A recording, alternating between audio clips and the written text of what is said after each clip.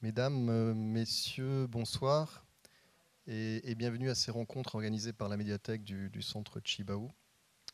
Je voudrais vous remercier infiniment d'être avec nous ce soir pour évoquer une page de l'histoire calédonienne, d'autant plus qu'il y a énormément d'événements qui se déroulent ce soir. Le vernissage du musée d'histoire maritime, les portes ouvertes du congrès. Donc je vous remercie de nouveau et j'espère que vous ne le regretterez pas. Puisque je pense que vous assisterez à une belle conférence en la présence d'Olivier Houdan. Donc Olivier qui est enseignant en histoire, qui est passionné par l'histoire de la Nouvelle-Calédonie, en particulier l'histoire contemporaine. Et dans cette histoire contemporaine, il y a des figures majeures, emblématiques, qu'on va évoquer ce soir. Il s'agit évidemment de Maurice Lenormand, dont on fête le centenaire de la naissance. Alors je disais figure emblématique, homme infatigable, député bien entendu, ingénieur, pharmacien, linguiste, bibliophile, et j'en oublie certainement. Je pense qu'Olivier complétera ce panorama d'une vie qui, à mon avis, aura été extrêmement bien remplie et qui vous sera, en tout cas pour les années les plus jeunes, développé ce soir avec des documents relativement inédits, méconnus. Alors, sans doute connus par une partie de ses proches qui sont présents ce soir et que je voudrais saluer, et beaucoup moins connus du grand public, puisqu'elles sont issues, pour l'essentiel, d'archives familiales. Je voudrais simplement préciser que les documents qui vous seront montrés ce soir dans cette présentation sont, pour certains, non pas la partie iconographique, mais la partie ouvrage, disponible à la médiathèque du centre, que cette conférence est enregistrée, qu'elle sera disponible pour ceux qui n'auraient pas choisi de venir nous voir ce soir dès la semaine prochaine à partir du site web de l'ADCK, adck.nc. Sont également disponibles, je sais qu'il n'aime pas trop qu'on le rappelle, mais les travaux universitaires d'Olivier qui concernent à la fois l'homme, Maurice Lenormand, et puis le mouvement qu'il a contribué à créer, l'Union calédonienne. Donc travaux universitaires, maîtrise et DEA qui sont également disponibles dans nos locaux. Je vais céder la parole à Olivier. Je voudrais simplement rappeler qu'au terme de cette conférence, les débats sont enregistrés, évidemment, et que des micros sont à votre disposition pour que vous puissiez poser vos questions et qu'on les entende dans les réponses que formulera Olivier. Je vous remercie et je vous dis à tout à l'heure pour nos échanges.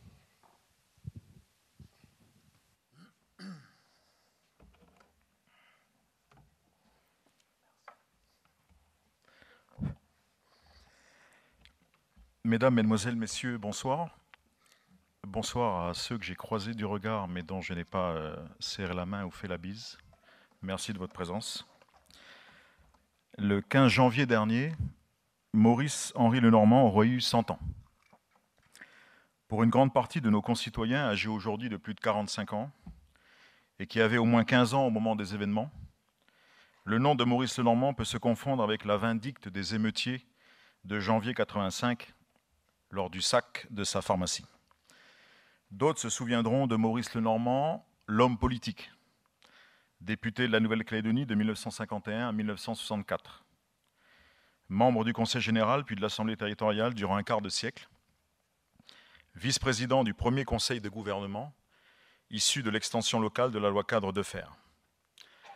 Un certain nombre se rappellent de lui comme étant le fondateur, aux côtés de Roch Pidgeot, du mouvement d'Union calédonienne en 1956 et dont il fut le commissaire général jusqu'en 1988. Un petit groupe aura en mémoire le rédacteur méthodique du projet de constitution du futur État indépendant que l'UC appelle de ses voeux au sein de la Commission de la Constitution, dont il est le très actif animateur de 1980 à 1987. Un cercle encore plus restreint mentionnera le fait qu'il fut consulté par René Pleven en août 1951 pour une éventuelle participation dans le futur gouvernement central en formation. Une étude de l'action politique de Maurice Lenormand entre 1951 et 1988 nécessiterait un temps relativement long pour prendre toute la mesure de son engagement et apprécier l'envergure de ses abondantes déclinaisons. Cette période pourrait motiver à elle seule la tenue d'un prochain exposé. À l'occasion du centenaire de sa naissance, nous vous proposons de porter à votre connaissance et à votre réflexion quelques éléments biographiques afin de comprendre la personnalité de Maurice Lenormand. Ainsi, nous arpenterons dans l'heure qui va suivre son enfance, sa jeunesse, sa vie de jeune adulte, à la recherche des ressorts intimes mais néanmoins puissants qui ont contribué à la construction de son exceptionnel destin. Dans cette optique, nous mettrons à votre disposition des informations encore jamais divulguées et des documents souvent oubliés, parfois inédits, qui éclairent d'un nouveau jour certains pans jusqu'alors inconnus de ce personnage public. Un soir, une sonnerie de téléphone retentit dans la fraîcheur de la nuit néo-hébridaise. Maurice Lenormand et son épouse Simone sont installés à la terrasse du domicile de Pierre Antonioz, son ami d'enfance, qui occupe depuis 1949 la fonction de commissaire résident de France à Port-Vila, chef-lieu du condominium franco-britannique des Nouvelles-Hébrides. Nous sommes au mois de juin 1951. Ils sont arrivés quelques jours plus tôt pour envisager l'installation d'une pharmacie dans l'archipel. Probablement ici à Effaté, à moins que leur statut de propriétaire d'une plantation située à Sarabo, sur la grande île de Santo, n'en décide autrement. À l'autre extrémité de l'appareil, depuis Nouméa, le pasteur Marc Lacheret, chef de la mission protestante en Nouvelle-Calédonie, demande à s'entretenir avec Monsieur Lenormand. Pour ne pas éveiller les soupçons, le ministre du culte engage la conversation en djéou, la langue de l'Ifou qu'ils connaissent tous les deux. L'objectif de Lacheret est clair. Soutenu dans sa démarche par les hiérarchies catholiques et protestantes et par les notables mélanésiens représentant les deux associations confessionnelles mélanésiennes créées en 1947, Louis Callot, catholique, et l'AICLF, protestante. Il lui demande d'être candidat à l'élection législative prévue en Nouvelle-Calédonie et aux Nouvelles-Hébrides le 1er juillet 1951. D'abord surpris, Lenormand se rappelle alors une recommandation du père Luneau, curé à Canala, à un groupe de mélanésiens catholiques et protestants qui était venu lui rendre une visite impromptue dans sa pharmacie du carrefour de la police. Si un jour vous avez besoin de quelqu'un pour vous aider, allez voir Lenormand.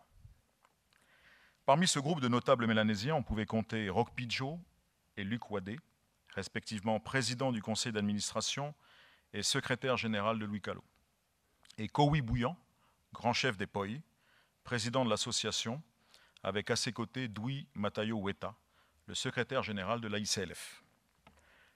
Le jeune entrepreneur de 38 ans obtient de son interlocuteur un délai de réflexion.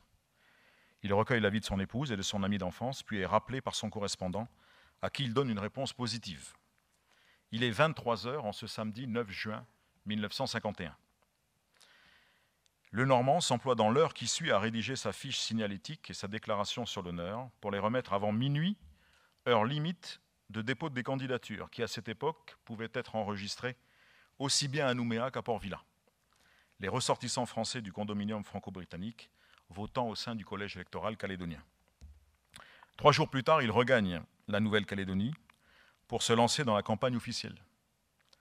3 autres candidats convoitent les suffrages des électeurs et s'engagent dans la course au Palais Bourbon. Roger Gervolino, le député sortant. Florindo Palladini, surnommé le Torres calédonien. Et Paul Métadier, premier bailleur de fonds de l'homme du 18 juin, est directement investi par le général de Gaulle. À Nouméa, l'annonce de sa candidature surprend sans plus. Mais la population s'interroge. Qui est cet homme, pratiquement inconnu du grand public et qui apparaît pour certains comme le candidat providentiel? Maurice Jean Joseph Henri Lenormand, né à Mâcon le 15 janvier 1913.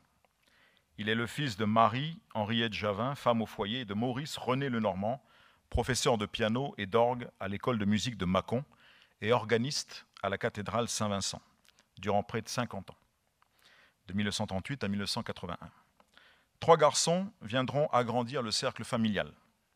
Jean, né en 1914 et décédé en 1997, pharmacien, il débute à la pharmacie des Halles à Mâcon, puis acquiert une officine avenue de la Grande Armée à Paris. Albert, né en 1915, devient artiste peintre et chromatiste reconnu. Et Paul, né en 1922, gérant d'entreprise et actionnaire des rizières du Sambuc, qui décède en novembre 1950 dans un accident de voiture à Salon de Provence. Durant la Première Guerre mondiale, Madame Lenormand se réfugie au couvent des Saint-Anges à Mâcon, en face de la prison départementale. Période précaire durant laquelle elle élève ses 3 enfants en bas âge dans une petite pièce mal chauffée, située sous les combles du bâtiment religieux, où son époux, brancardier puis infirmier, sur le front les rejoindra durant ses rares permissions.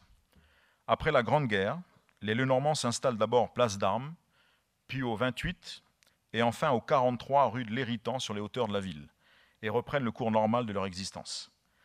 La scolarité du jeune Maurice semble s'être déroulée sans problème notable, comme nous l'indique son frère Albert. Maurice a toujours été considéré comme un élève studieux. Il a toujours été doué pour les langues et il n'a pas eu de difficultés avec l'allemand, la première apprise et parlée. Il aimait bien sûr la géographie, l'histoire et la philosophie, la lecture était son passe-temps favori. Entre 1919 et 1923, Maurice Lenormand est élève à l'école Frédéric Ozanam, une école privée sous contrat située à quelques mètres du domicile familial. Puis au lycée Lamartine, où il effectue toutes ses études secondaires, avant d'être reçu du premier coup au baccalauréat ès-lettres le 9 juillet 1931. Interrogé sur le déroulement de ces années, Maurice Lenormand raconte: pendant les études surveillées, qui avaient lieu chaque soir de la semaine de 17h à 19h, je profitais du temps restant pour améliorer et étoffer une langue que j'avais créée de toutes pièces en inventant des mots largement basés sur leur sonorité. En classe de 3e, j'animais avec d'autres camarades le Tertia Club. Nous réalisions un bulletin à la parution irrégulière, agrémenté de découpages d'articles issus des magazines de jeunesse comme Le Bon Point ou Le Petit Explorateur, destinés aux collégiens et lycéens. Concernant la place et le rôle qu'occupe Maurice au sein du clan familial, son frère Albert précise: dans notre famille, Maurice n'occupait pas de place prépondérante. Sa situation d'aîné ne l'entraîne à jouir d'aucune autorité ni d'aucun privilège particulier. À propos de l'influence du climat religieux sur la cellule familiale, il souligne: nos parents ont été des êtres très pieux. Certes, le comportement de nos parents faisait l'admiration du clergé de Mâcon, qui considérait mon père comme l'égal d'un saint, mais chacun des enfants est resté libre de son destin spirituel dans le respect mutuel. Sur l'enfance de son frère, Albert poursuit: son goût des voyages et de l'aventure s'est révélé très tôt, lorsqu'il entra chez les scouts de France. Il aime la nature, les randonnées, le camping et les feux de camp. Il aime jouer au pot rouge. Ses camarades l'appellent le cow-boy, car il sait jouer du lasso, mais son totem de scout sera chat sauvage des jungles. Créé en 1913 par l'abbé Antoine Ferré, curé de Charnay de 1925 à 1954, et Francis Massard, la troupe de Mâcon est la 4e fondation française, après celle de Nice, Le Creusot et Paris. Fortement imprégné de considérations religieuses et d'éducation en plein air, le scoutisme accueille presque logiquement le jeune Maurice à la rentrée de 1924. Le Louveteau prononce sa promesse scout en août 1925. Il participe également au sein de la patrouille des renards, au camp de Corzinte, au bord du lac Léman, en août 1927, au cours duquel la troupe escaladera la dent d'Auch, qui culmine dans le massif du Chablais à 2222 mètres. Entre septembre 1927 et avril 1930, Maurice entretient une intense correspondance avec un ami d'enfance, Jean Barbet, alias Moineau Bavard, dont le contenu intimiste dévoile encore plus la personnalité en construction du jeune Lenormand et dessine lentement ses premières idées politiques, largement façonnées par les convulsions de la gueuse, ce surnom donné à la Troisième République, et de ses scandales politiques et financiers. Le jeune Lenormand lit la presse nationaliste et conservatrice du Charles Maurras et participe à des débats animés par Jean Eck, un camarade de classe d'origine alsacienne, membre de l'Action catholique. Du 31 juillet au 6 août 1929, il prend part avec sa troupe Charles de Foucauld de Mâcon à la délégation des Scouts de France qui participe au 3e Jamboree mondial scout. Il se tient à Harrow Park, à Birkenhead, en Angleterre. Le site est situé en face de la ville portuaire et industrielle de Liverpool. Parmi les 56 000 scouts venus de 67 pays, Maurice fait la connaissance de plusieurs homologues étrangers, dont Jack, un scout écossais avec lequel il nouera une courte mais intense sympathie. En guise de souvenir, Jacques lui donnera un kilt une photo de l'entrée du mémorial national écossais de la guerre, situé dans le château d'Édimbourg, et le carnet de chants et d'hymnes des scouts écossais. Au cours d'une rencontre dans le camp américain, un autre homologue lui donne un livre de chants des scouts d'Amérique. Parvenue jusqu'à nous, la série de photographies qui va suivre, prise par le jeune pionnier Lenormand, est développée dans le studio Plion à Mâcon. Elle nous permet de découvrir au plus près le déroulement de ce rassemblement international. Le programme des visites préparé par les organisateurs emmène ainsi les différentes délégations dans plusieurs lieux, monuments et vestiges de la proche région. La cathédrale de Liverpool, avec le mémorial de la Grande Guerre, le siège de l'évêque et la chapelle de l'Esprit Saint, la traversée en ferry-boat de la rivière Mersey, les ruines d'une abbaye cistercienne du XIIIe siècle à Langollen en compagnie des scouts polonais, ou encore l'hôtel de ville de Stockport. Au cours de ce jamboree, il aura l'insigne honneur d'assister aux côtés de plusieurs dizaines de milliers de boy scouts et de visiteurs à l'anoblissement de Robert Baden-Powell, le fondateur du scoutisme. Dans un cahier daté 1928-1933, le jeune pionnier y consigne méthodiquement, avec la rigueur d'un observateur et d'un auditeur attentif, des renseignements de toutes sortes sur chacune des délégations rencontrées. États-Unis, Écosse, Jamaïque, Palestine, Inde, Brésil, Siam, Autriche et Allemagne. Notices géographiques, dessins précis de leur insigne national et notes sur l'organisation de leurs mouvements respectifs. Dans le scoutisme, il apprécie beaucoup l'esprit de franche camaraderie et l'amitié qu'il n'a de cesse de développer et de vouloir approfondir. Sur le chemin du retour, il achète au siège de la Boy Scout Association à Londres plusieurs livres traitant du scoutisme. The Scout Way de Vera Barclay, 20 Songs for Scouts, un livre de chant dédié à l'occasion, édité à l'occasion du deuxième jamboree de Wembley en 1924, et les statuts de l'association des scouts. Notons qu'à 2 reprises, il mentionne en première page son totem scout, chat sauvage, une première fois traduit en anglais, Wildcat, et une seconde fois en français, mais agrémenté cette fois-ci du dessin stylisé d'une tête de félin. Nous retrouvons le jeune bachelier à l'automne 1931, à l'occasion de son départ pour l'Institut agricole de Maison-Carrée à Alger, où il va entreprendre des études sur la culture de la vigne et la vinification.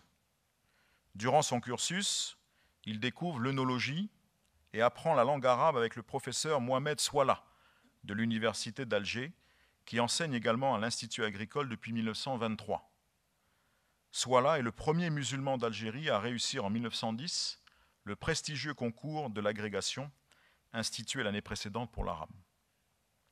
En fin de semaine, il se rend régulièrement dans le quartier Saint-Eugène, chez un cousin maternel, le docteur Valence, médecin à l'hôpital psychiatrique d'Alger. L'étudiant Lenormand met à profit les 12 km séparant l'institut du domicile du docteur pour s'immerger dans la population locale qu'il côtoie lors de ses nombreux trajets en autobus et parfaire ainsi ses bases en langue arabe. Dans les premiers mois de son installation en Algérie, il participe activement à quelques randonnées organisées par des amis membres de la section d'Alger du club alpin français. Du 26 octobre au 1er novembre 1931, nous apprenons qu'il arpente les sentiers dominant les gorges de la Chifa et qu'il gravit le Tamesguida, le point culminant de l'Atlas blidéen. Sans pouvoir établir les véritables raisons ou les circonstances qui l'amènent à fréquenter cette famille du Bled, Maurice Lenormand nous a déclaré avec la franchise qui le caractérisait aussi que cette jeune femme que vous voyez à l'écran, ici, fut son premier amour de jeunesse. Le 29 mars 1933, à Alger, le chef de la sûreté départementale lui délivre un passeport dans le but de se rendre une dizaine de jours à Alicante, en Espagne, probablement pour un voyage de fin d'études dans les exploitations viticoles de la région. Dans la bibliothèque de l'Institut, l'insatiable lecteur qu'il demeura d'ailleurs tout au long de sa vie plonge sa curiosité dévorante dans un ouvrage contenant les lettres sur l'Algérie d'Alexis de Tocqueville.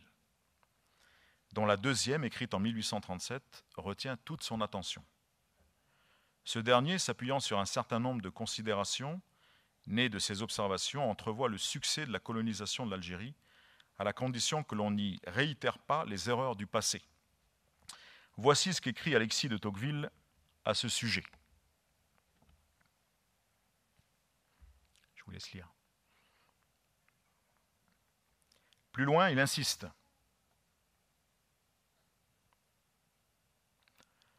Avant de prévenir, au fur et à mesure de sa démonstration, et en se basant sur son imagination plus que sur la réalité, il ne visitera l'Algérie pour la première fois qu'en 1841, il livre à son correspondant une vision essentiellement positive, voire naïve, de l'utilisation de la terre par la population arabe et de l'assurance de son partage avec une population étrangère. L'auteur de la démocratie en Amérique envisage l'affermissement de la présence française sans difficulté majeure. Il est facile aux Français plus riches et plus industrieux que les Arabes d'occuper sans violence une grande partie du sol et de s'introduire paisiblement et en grand nombre jusqu'au sein des tribus qui les environnent. Et de conclure, il est facile de prévoir un temps prochain où les deux races seront entremêlées de cette manière sur beaucoup de points de la régence. L'occupation du sol et sa mise en valeur commune n'est pas pour le philosophe, pour Alexis de Tocqueville, le but ultime du processus colonial en œuvre en Algérie, mais une étape vers un projet politique encore plus ambitieux dans lequel la véritable finalité de la mission civilisatrice irait jusqu'à fondre le colon et le colonisé dans un homme nouveau. Cette perspective peut être résumée ainsi, toujours en citant Tocqueville. Mais ce n'est point assez pour les Français de se placer à côté des Arabes s'ils ne parviennent pas à établir avec eux un lien durable et à former des deux races un seul peuple. Tocqueville va donc jusqu'à évoquer le rêve d'une colonie apaisée où indigènes et européens vivraient en harmonie, voire ne formeraient qu'une seule communauté. Nous ne savons pas exactement à quel niveau et dans quelle mesure les réflexions de Tocqueville ont influencé le jeune Mâconnais sur la situation coloniale en Algérie durant son segment de vie algérois entre 1931 et 1933 et le premier temps de son expérience calédonienne entre 1934 et 1937. Comme il est difficile d'apprécier l'impact réel ou supposé de cette référence lointaine sur le socle idéologique du parti à la Croix verte au cours des années qui ont précédé la création du mouvement d'union calédonienne. Néanmoins, nous tenions à proposer à votre lecture la proximité de sens entre la formule « des deux races, un seul peuple » de Tocqueville, du slogan des listes d'union calédonienne en 1953, « colons et autochtones, unissez-vous », et de la devise de l'Union calédonienne officialisée en 1956, « deux couleurs, mais un seul peuple ». Diplômé de l'Institut agricole d'Algérie le 20 juillet 1933, le jeune ingénieur lenormand refuse le poste qui lui est proposé à Constantine et rentre en France pour se libérer du service militaire qui lui reste à accomplir. Maurice Lenormand a 21 ans lorsqu'il se présente en tant qu'engagé volontaire pour une période de 18 mois dans l'armée de terre. Le 14 mai 1934, un mois après avoir contracté son engagement, le jeune ingénieur est affecté à la compagnie mixte d'infanterie coloniale en Nouvelle-Calédonie et s'embarque pour le bout du monde à bord du Céphée. Cette affectation lointaine est motivée par la possibilité d'obtenir un long déplacement aux antipodes. Et le choix de la destination est simplement dû au fait que Maurice fut toujours, d'après son frère Albert, sensible à l'idée que Nouméa soit sur un planisphère le point le plus éloigné de l'Hexagone. Son engagement militaire se transforme en idylle exotique. En effet, au cours d'une patrouille, place des Cocotiers, le caporal Lenormand est pris d'un véritable coup de foudre pour une jeune fille assise à l'arrière d'un véhicule conduit par le chauffeur indonésien, ganté de blanc, de Jules Calimbre, un homme d'affaires calédonien. Le jeune engagé déclare au fond de lui, et sans raison aucune, « Voilà la femme que j'épouserai ». Il s'agit de Simone Wapacha Such, fille biologique de Nyeko Such et de Charlotte Such Wanyamala, de la tribu de Kédaigne, dans le Lossi, sur l'île de Lifou. Elle sera, avec sa sœur Joséphine, adoptée et protégée par les époux Calimbre. Elle est mélanésienne, lui est européen. Elle est protestante, lui est catholique. 2 couleurs, mais un seul couple. La première rencontre avec Simone se déroule à Lansvata, où les époux Calimbres y possèdent une résidence secondaire au bord de la mer. Venu accompagné de Mélanésiens de Lifou, pour la purge annuelle à l'eau de mer, Maurice Lenormand et ses amis loyaltiens sont invités sous le farret familial à l'heure du thé. C'est là que le caporal-chef Lenormand croise pour la première fois le regard de celle qui allait devenir son épouse. Las de rencontrer sa dulcinée à la dérobade, et en secret, il demande à Jules Calimbre l'autorisation de fréquenter sa protégée. Le père adoptif accepte sans réticence. Dans la société coloniale de l'époque, cette relation est mal perçue. Le fait de côtoyer et de fréquenter une autochtone entraîne directement ou indirectement quelques démêlés avec une certaine autorité militaire. Maurice raconte : un soir, en compagnie de Simone, nous nous rendions à une séance de cinéma. À la fin, je croise le capitaine Bedel, commandant mon unité. Le lendemain, le capitaine m'inflige 15 jours d'arrêt sous le prétexte fallacieux d'avoir souri au moment du rapport. Quelques semaines plus tard, un des soldats placés sous mes ordres perd une crosse de fusil au cours d'un exercice de manœuvre. Le capitaine Bedel prononce à mon encontre une peine d'1 mois de cellule. Révolté par l'attitude du commandant d'unité, je contacte une relation en la personne de M. Rollin, membre du Conseil supérieur des colonies, représentant le Pacifique, qui intervient en écrivant au chef de corps au sujet des agissements de Bedel. Jusqu'à la fin de son engagement, Maurice Lenormand est chargé par le chef de corps du régiment de dresser et de compléter les cartes d'état-major. Ils sont mariés le 22 octobre 1935 dans la sacristie de la cathédrale de Nouméa par le révérend père Demi Jola, le précurseur du scoutisme en Nouvelle-Calédonie. Son frère Albert raconte que le mariage de son frère n'a pas fait d'objection et notre belle-sœur Simone a été parfaitement accueillie sans réserve pour sa race et sa couleur de peau. Jules Calimbre met à disposition des jeunes époux une maison proche du siège du journal La France australe, dans l'actuelle rue de la Somme à Nouméa, en face des anciens chantiers et forges de l'Océanie. 8 enfants naîtront de leur union: Josette, Monique, Patrick, Katia, Paul-Henri, Brigitte, Éric et Jean. Je voudrais remercier ce soir la présence de quelques-uns des enfants de Maurice et de Simone. J'ai une pensée également émue pour Patrick et puis pour Jean, pour Pilioué, qui est en ce moment en France, dont la descendance très largement métissée se compose, selon nos dernières informations, il faudra peut-être réactualiser les informations, de 14 petits-enfants, 18 arrière-petits-enfants et d'un arrière-arrière-petit-fils aujourd'hui âgé de 11 ans. 9 jours avant son mariage, il est mis en congé libérable à l'échéance de son contrat militaire et débute alors la première phase de sa vie professionnelle.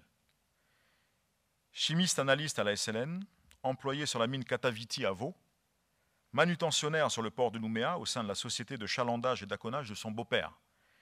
Il devient même, après concours, un des 2 seuls candidats retenus pour un poste de commis d'administration au service des douanes et des contributions de Nouvelle-Calédonie. Pour une raison qu'il ignore, il est rayé de la liste d'admissibilité. Un épisode de sa vie professionnelle d'employé de mine à Vaud, pour le compte de la SLN, lui fait prendre conscience de la réalité des traitements et des conditions de travail sur mine. Il raconte que les travailleurs tonkinois et javanais se faisaient tabasser à coups de nerfs de bœuf et que la SLN se faisait ainsi le complice du travail forcé.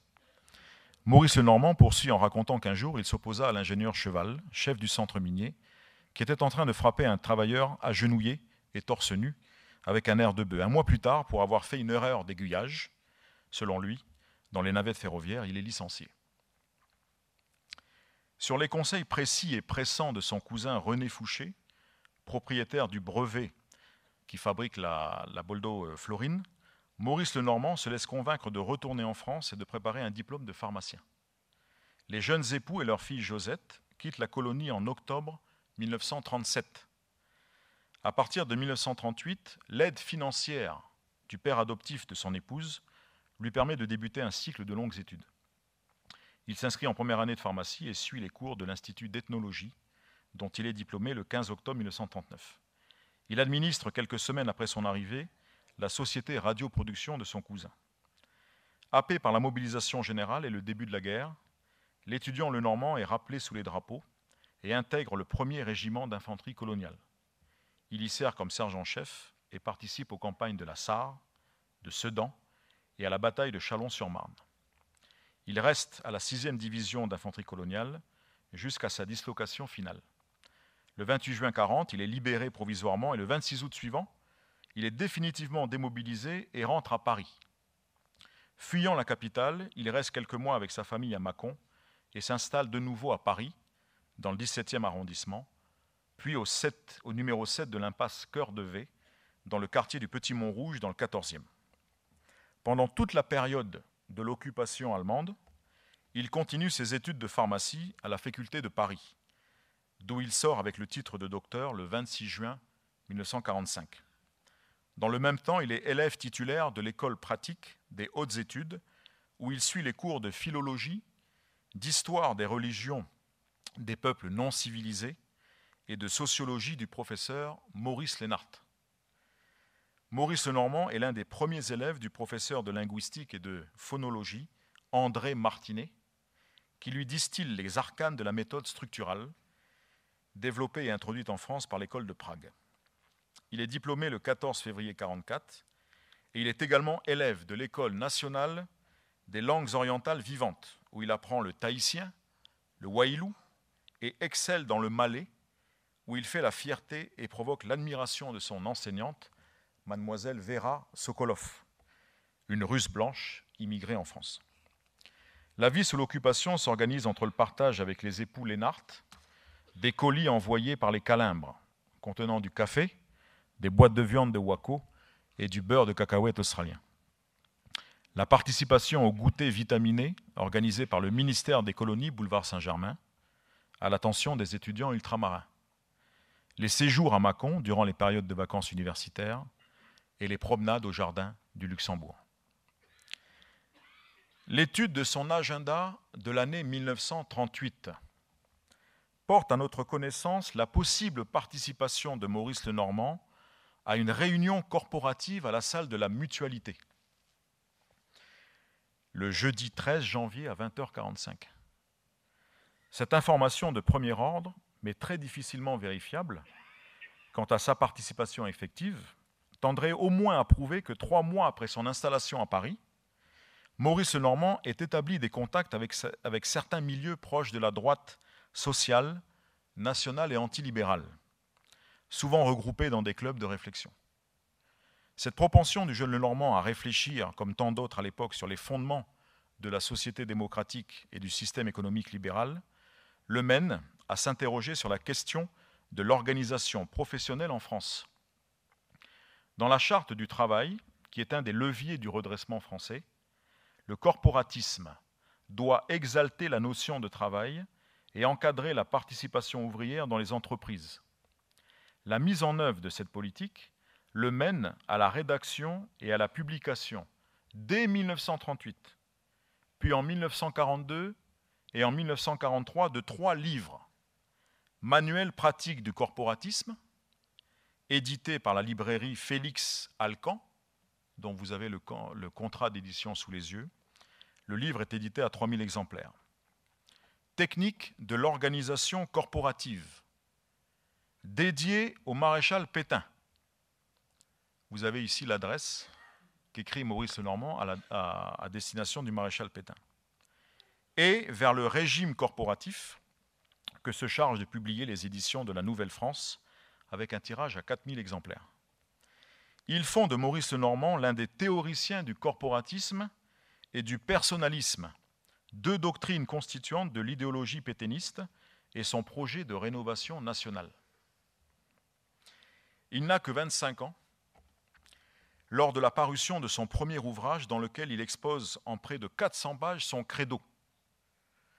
Dans une société française encore marquée par le traumatisme des effets de la crise économique de 1929, par l'imprégnation du discours marxiste dans le monde du travail et la défiance à l'égard de la classe politique en général, confondue dans de nombreux scandales politico-financiers, Lenormand propose, dans ce livre, de supprimer la lutte des classes en transformant les rapports du capital et du travail. D'après lui, cette éthique nouvelle doit rendre le conflit impossible par une redéfinition des droits et des pouvoirs du capital et du travail, en fixant dans le cadre d'une organisation nationale les obligations, les devoirs et les rôles de chacun. La remise en cause du système économique libéral doit permettre, selon lui, toujours, une répartition des bénéfices de la production équitable et profitable pour tous, et en accord avec le sentiment de justice sociale. Dans le chapitre 1er de ce livre, Lenormand s'attaque de front aux fondements et à la dialectique du marxisme, en ces termes.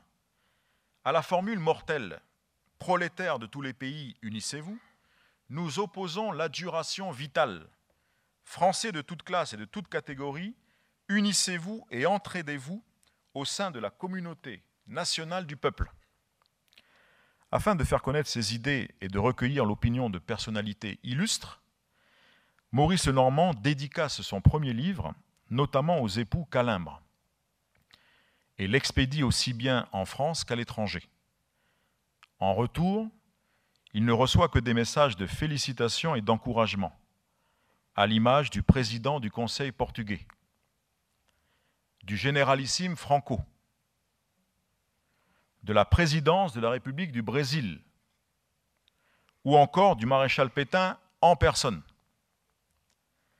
Les milieux corporatistes lui adressent des remarques toutes plus élogieuses les unes que les autres, tel Pierre Regard, ancien secrétaire des corporations patronales, qui écrit « Le manuel pratique du corporatisme est une des œuvres les mieux conçues qu'il m'ait été donné de lire. » Devant subvenir à ses charges familiales, dont le cercle s'est élargi par la venue de Monique le 29 avril 1941, pardon pour le rappel de la date de naissance. Et tout en poursuivant ses études, il est recruté et nommé en 1942 chef du service des plans de production au groupement professionnel agricole coloniaux de la rue de Lille. Il y est chargé de faire un projet de développement pour l'Afrique occidentale française, en particulier pour les productions de café et de cacao. L'année suivante, il remplace à la Fédération de l'élevage colonial, comme le prouve cette attestation, son camarade l'ingénieur agronome Delagrange, fusillé par les Allemands. Il planche sur un plan d'élevage pour la Haute-Volta. La Haute-Volta, c'est le Burkina Faso actuel. Eu égard à ses publications sur le corporatisme et aux mesures très concrètes qu'il y développe, Maurice Lenormand fait également partie du groupe des experts du quotidien économique La Vie industrielle, commerciale, agricole et financière, composé d'une 60aine de personnes douées d'une connaissance magistrale dans un ou plusieurs domaines. Certains d'entre eux ont suivi ou suivent les travaux des cercles avant-gardistes. Ils manifestent une vive hostilité à l'égard du libéralisme économique et préconisent de nombreuses réformes à caractère dirigiste. Autour de Louis Blandin, spécialiste de la monnaie et du crédit, ou de Pierre Cobouet, statisticien. Maurice Lenormand, en sa qualité d'agronome et chef du service des plans au ministère des Colonies, adhère à la double intention qui a présidé à la fondation de La Vie industrielle, le 13 décembre 1940, informer et convaincre. La Vie industrielle est un quotidien économique financé par l'ambassade d'Allemagne en France. La Vie industrielle bénéficie par conséquent d'un statut privilégié qu'elle conserve jusqu'en 1944. D'un point de vue idéologique, le journal s'inspire des réformes menées par le régime de Vichy, tentant d'accomplir la synthèse entre les options doctrinales antérieures à 1940 et la pratique dirigiste, autoritaire et corporatiste du gouvernement vichysois. Sa ligne éditoriale se caractérise par le rejet de la Troisième République, qui se traduit par une dénonciation violente du fonctionnement des institutions, faiblesse de l'exécutif, omnipotence des chambres, importance démesurée d'une administration irresponsable, sans que cela ne débouche sur la contestation des principes républicains fondamentaux, isonomie, autrement dit l'égalité de tous devant la loi, suffrage universel et respect des libertés individuelles. En septembre 1942, Maurice Lenormand y publie 2 articles, l'un sur l'unité syndicale et l'autre sur l'instauration du régime corporatiste. En 1944, il doit quitter son poste et se réfugie en Saône-et-Loire, mais il se trouve à Paris en juillet-août, intégré dans une cellule de résistance du mouvement de libération Nord, lors de la délivrance de la capitale. Comme un signe de la Providence, le 3e enfant du couple et leur premier garçon, Patrick, né le 10 juin 1944. 4 jours après le débarquement des Alliés en Normandie. À la fin du mois de juin 1945, il achève définitivement ses études. En mal d'activité, il rend régulièrement visite aux indigènes calédoniens du bataillon du Pacifique, stationnés significativement à la caserne de la Tour Maubourg, à proximité du triangle institutionnel parisien. De Gaulle ne cache pas que dans l'éventualité d'une tentative de prise du pouvoir des communistes par la force, il puisse compter sur les plus fidèles de ses soldats. Avec la complicité de soldats maréens, composant le chœur indigène du bataillon du Pacifique, il fait enregistrer le 15 juin 1945 à l'Institut de phonétique, pour le musée de la parole et du geste, 2 chants religieux en ingonais. Au mois de novembre 1945, Maurice Lenormand rédige à la demande du grand chef Cyprien Braino Kawa, de la tribu de Petit Coulis, et encouragé par un monsieur berger assureur originaire de Thio, établi dans la capitale, un texte destiné à Jacques Soustel, ministre de la France d'Outre-mer, contenant les vœux et doléances des combattants autochtones du bataillon du Pacifique, afin qu'ils aient les mêmes droits politiques, civiques et sociaux que les Européens. En voici les extraits les plus significatifs. Les tirailleurs et marins indigènes de la Nouvelle-Calédonie, tous engagés volontaires pour venir au secours de la France et la libérer de l'oppression, présentent leurs vœux et leurs espoirs concernant l'amélioration de leurs conditions et l'avenir de leur communauté ethnique dans le cadre d'un statut rénové de la colonie. Après avoir rappelé leurs faits d'armes, il poursuit. Leurs actes ont prouvé à la France d'une façon incontestable la fidélité et l'amour de la population indigène de la Nouvelle-Calédonie. Ils ont mérité d'être considérés comme des fils de la France et d'avoir gagné le droit à la sollicitude et à l'attention de son gouvernement.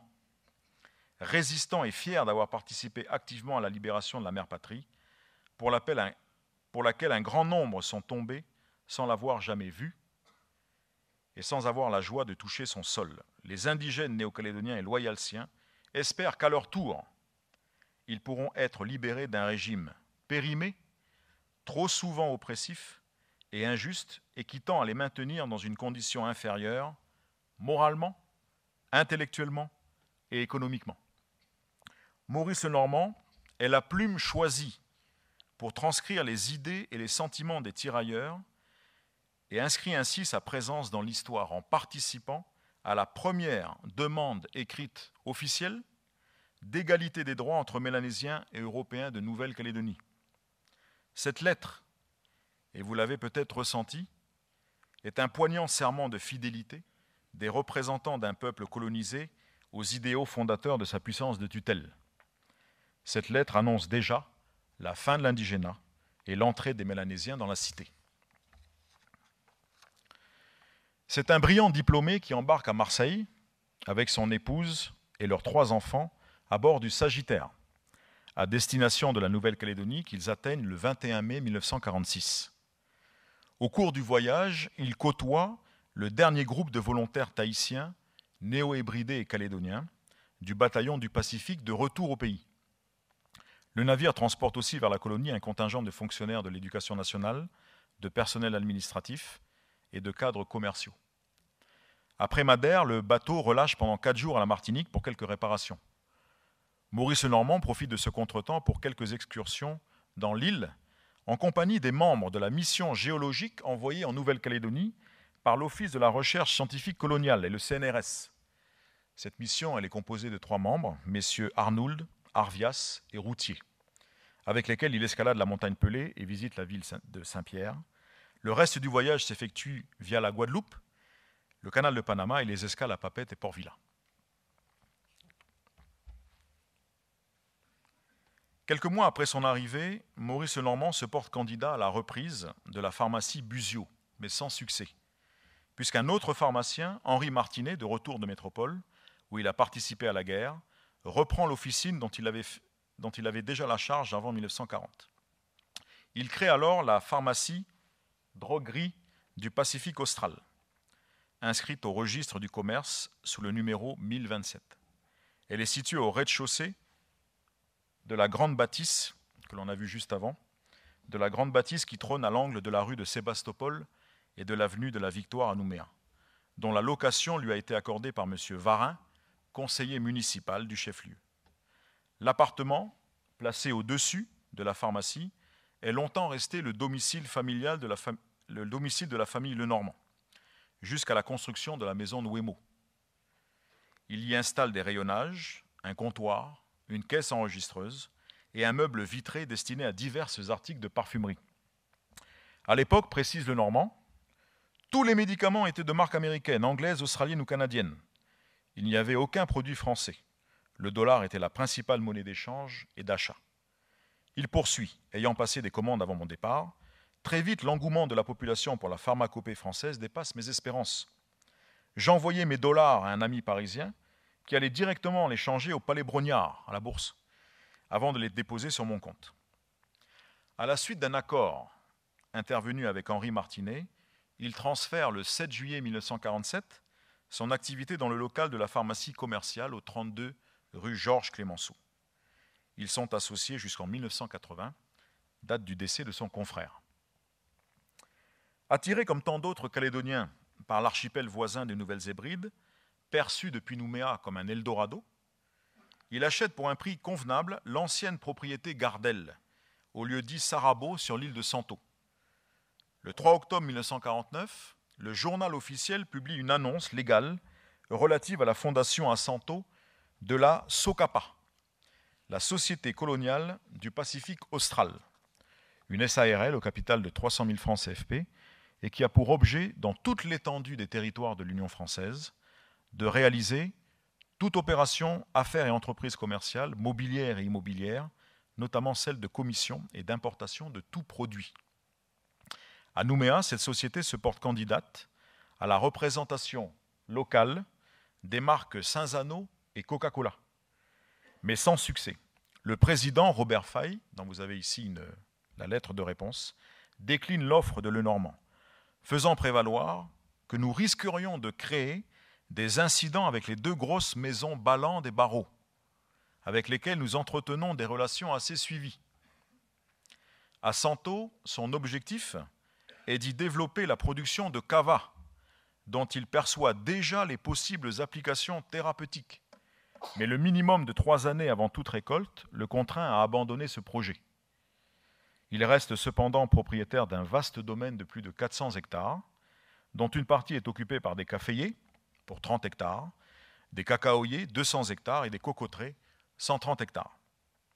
Le reste est occupé par du bétail, au milieu desquels paissent une dizaine de chevaux sauvages.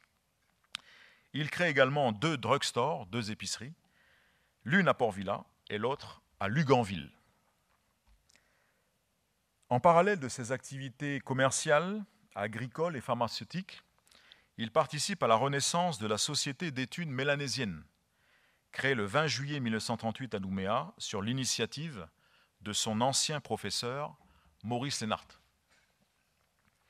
Cette compagnie intellectuelle, dont le but est la recherche de tout document, d'informations, d'œuvres culturelles pouvant aider à la connaissance de l'Océanie mélanésienne, rassemble dans ses rangs tout ce que la colonie compte de personnalités dans les domaines aussi divers que la politique, l'économie, l'industrie, l'administration coloniale, la représentation consulaire ou encore l'enseignement et la santé.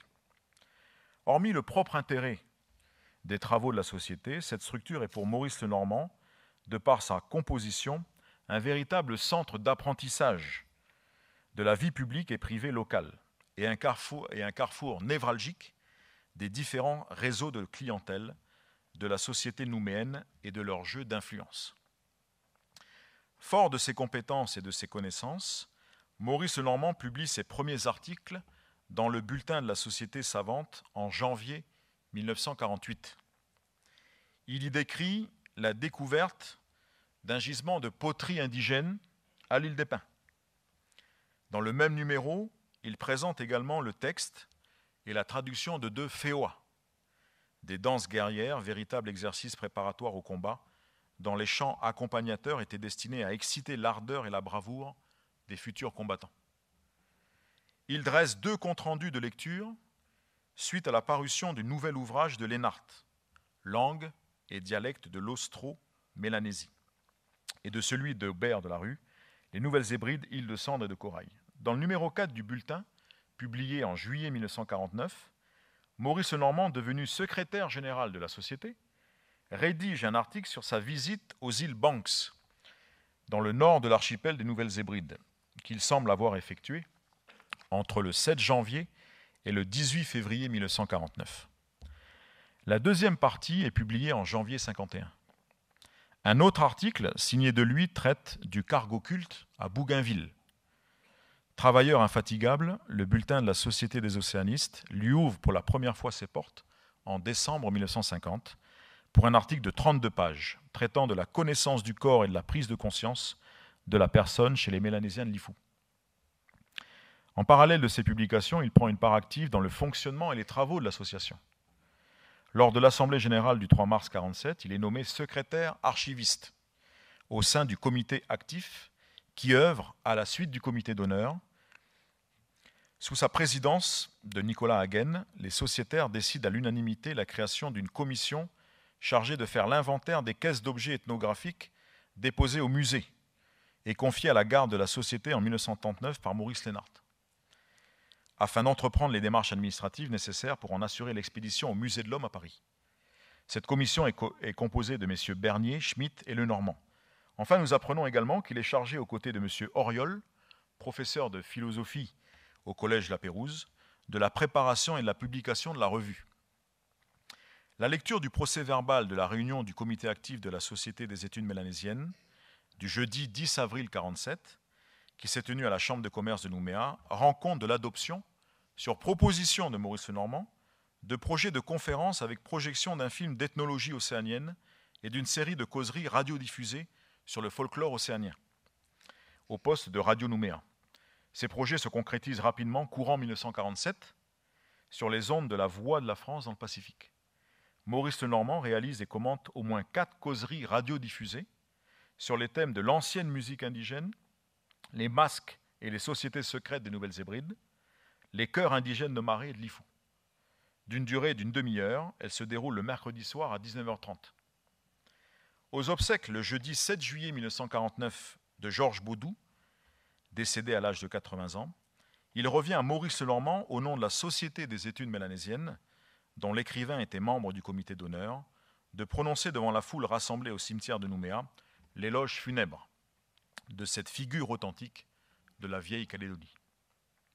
Plus tard, en sa qualité de secrétaire général et de diplômé d'ethnologie, il présente et introduit le 1er septembre 1950 dans la salle de conférence de l'Institut français d'Océanie un film de son collègue Jean Guillard sur les populations païennes du Nord Embrime, qu'il qualifie, c'est le Normand qui parle, de réel exemple de travail ethnologique approfondi et objectif.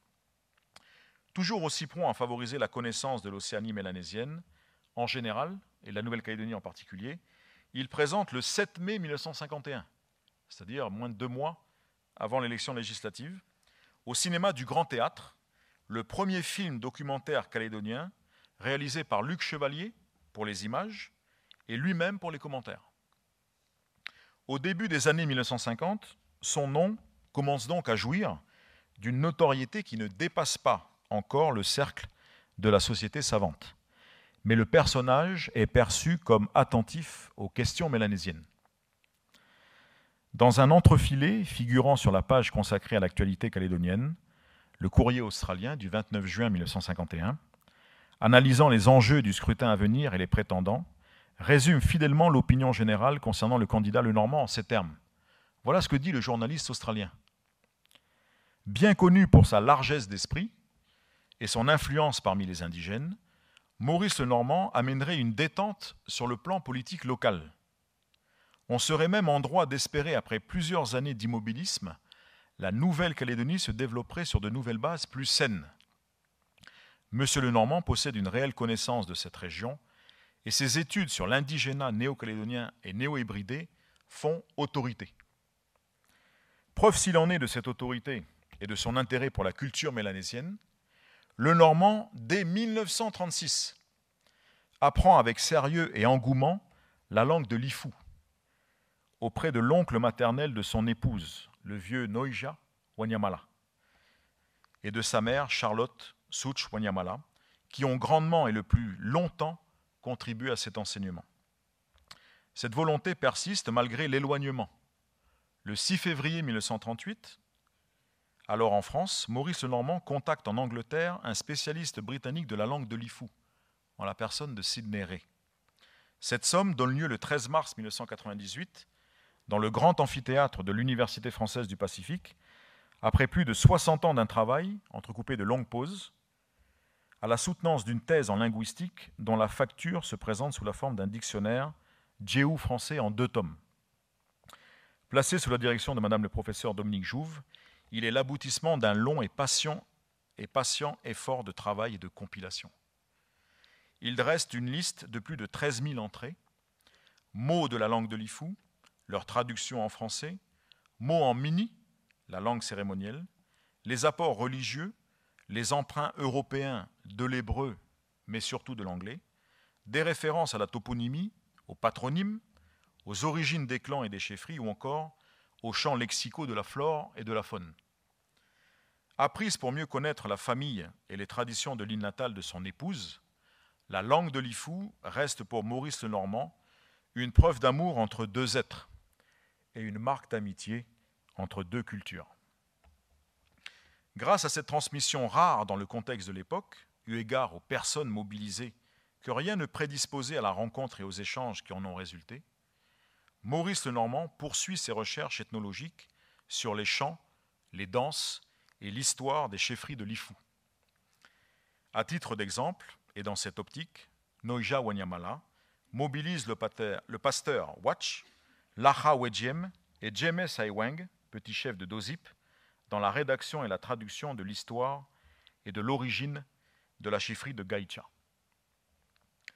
Dans un tout autre domaine, qui prouve, s'il en était encore besoin, les multiples facettes du personnage, le service des mines de Nouvelle-Calédonie enregistre le 24 juin 1950 les noms de Maurice Lenormand et de Joseph Dachanamurti, associés à part égale en vue de l'acquisition de 2 concessions minières en baie de Ngo. La première riche en chrome d'une superficie de 41 hectares et dénommée Jeannette. La seconde de 49 hectares se nomme Claudine et renferme surtout du nickel. Il nous faut conclure cet exposé, dont vous voudriez bien excuser la longueur. Si un jour, par le plus grand des hasards, venait à l'esprit d'un décideur, quel qu'il soit, d'honorer la mémoire de Maurice Lenormand au travers de la dénomination d'une voie routière, d'un bâtiment administratif, ou à la recherche d'un nom de baptême pour une infrastructure portuaire, énergétique ou industrielle. Il lui serait sans doute difficile de qualifier son exceptionnel parcours de vie et d'en résumer la dimension par un simple groupe de mots. À la fois précurseur, visionnaire et moteur, Maurice Lenormand a participé à une œuvre unique en accompagnant les premières enjambées émancipatrices d'un peuple colonisé, bâtissant avec beaucoup d'autres le socle d'un projet de société débarrassé des séquelles du colonialisme et essayant de faire vivre une vieille idée pleine d'avenir, l'avènement du peuple calédonien dont le noyau dur serait formé par le peuple kanak, autour duquel viendraient se rassembler toutes les autres communautés que l'histoire a fait converger vers notre pays. 10 couleurs, mais un seul peuple. De par son travail, son énergie, sa grande force de caractère, ses connaissances, sa soif d'apprendre et de comprendre, ses compétences, sa détermination à avancer et son insatiable volonté de réaliser ses rêves projetés, Maurice Lenormand a grandement contribué à l'affirmation de la personnalité calédonienne au cours de ces 40 années d'engagement politique. En cela, il peut être considéré comme un émancipateur, d'autant plus qu'il a choisi très tôt, dans ses nombreuses expériences de jeunesse, d'être à la fois un homme libre et libéré, c'est-à-dire déjà largement émancipé. Maurice Lenormand s'est éteint paisiblement le 8 septembre 2006, dans une maison de retraite de la Gold Coast en Australie. Selon ses dernières volontés, son enveloppe charnelle a été incinérée et ses cendres ont été placées à côté du cercueil de son épouse Simone, dans le caveau familial du cimetière du 5e kilomètre. Quant à son âme, partie rejoindre les esprits des centaines d'autres vieux militants de l'Union calédonienne, de toutes origines qui l'ont précédée, elle appartient désormais à l'histoire de notre pays. La réhabilitation dépassionnée de l'extraordinaire œuvre de Maurice Lenormand peut sereinement commencer. Merci de votre attention et bonne soirée.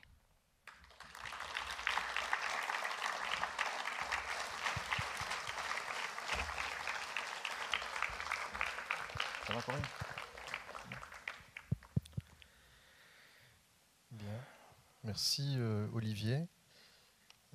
Les micros sont désormais à votre disposition si vous souhaitez poser quelques questions.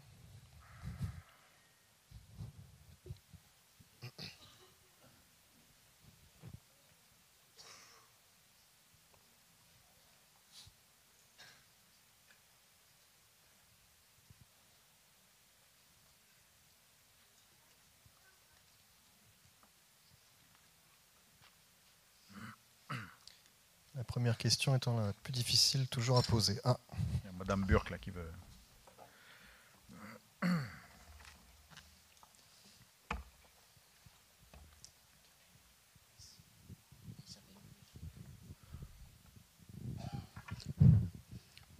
Monsieur Olivier Oudon, je vous remercie de tout le travail que vous avez fait pour nous amener ce soir ici dans ce bâtiment qui est peut-être une œuvre à la suite du travail de Monsieur Lenormand. Et à part la conférence que vous faites ce soir, il n'y en a jamais eu personne depuis son décès qui nous a parlé de notre, comment vous avez appelé ça tout à l'heure, émancipateur. Oui, voilà.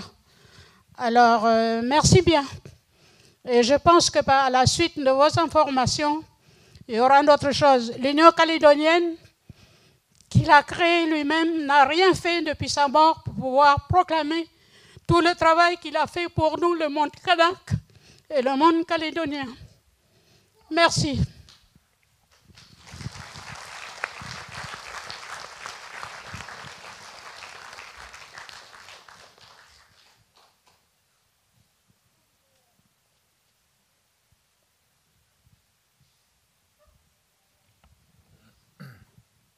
Allez-y, on est entre nous. Hein.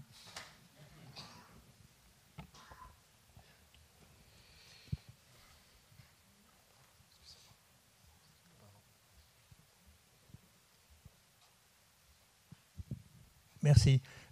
J'essaie de comprendre par rapport à ce que vous avez dit sur la position de Maurice Lenormand sur l'émancipation du peuple indigène, de ce qu'on appelait autrefois le peuple indigène. Comment vous n'avez pas développé cette partie-là, comment il développait à la fois cette idée d'émancipation du peuple kanak avec la préservation des coutumes. Donc, ça renvoie au statut coutumier, ça renvoie au statut des terres coutumières. Est-ce qu'il avait une réflexion, d'autant plus qu'il le vivait, j'imagine, à titre privé, enfin j'en suis persuadé, il le vivait à titre privé, puisqu'étant marié avec une femme de Lifou, il était dans une situation de biculturalité, j'ai envie de dire. Et donc, est-ce qu'il l'a traduit politiquement, cette idée-là, et comment il l'a traduit? Je vais essayer de répondre. Je n'ai pas bien compris la question. Comment il a traduit en fait dans les faits, dans son engagement politique. Oui, dans son engagement politique. Les traditions, le foncier, les coutumes mélanésiennes, c'est ça? Oui, la situation qu'on connaît aujourd'hui, qui est à la fois une situation de volonté d'émancipation et à la fois une option politique de préservation du statut coutumier et du statut des terres coutumières. Je vous avouerai bien volontiers que depuis 2 mois, je suis surtout préoccupé par toute la période avant 1951. Et comme je l'ai indiqué dans l'introduction, c'est vrai que toute la les 40 ans d'engagement politique public de Lenormand à partir de 51 jusqu'en 88. Il y a encore tout un travail à faire dessus, c'est ce que je m'attache à essayer de faire. Mais il y a une telle densité, une telle intensité d'informations qu'il est bien difficile parfois de démêler un peu tout ça. Ce que je sais, c'est que Lenormand a toujours eu en tête de faire prévaloir l'organisation coutumière, de faire prévaloir l'organisation des Mélanésiens dans leur lieu de vie originel, au sein de la tribu, au sein des districts.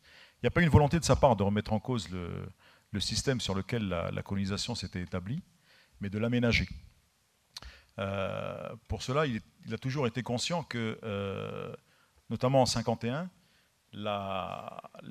l'état civil indigène, qui reste en suspens pendant un certain nombre d'années, et en particulier l'extension progressive du droit de vote capacitaire, avec la fameuse loi du 23 mai 1951 qui étend le droit de vote à d'autres catégories de la population indigène.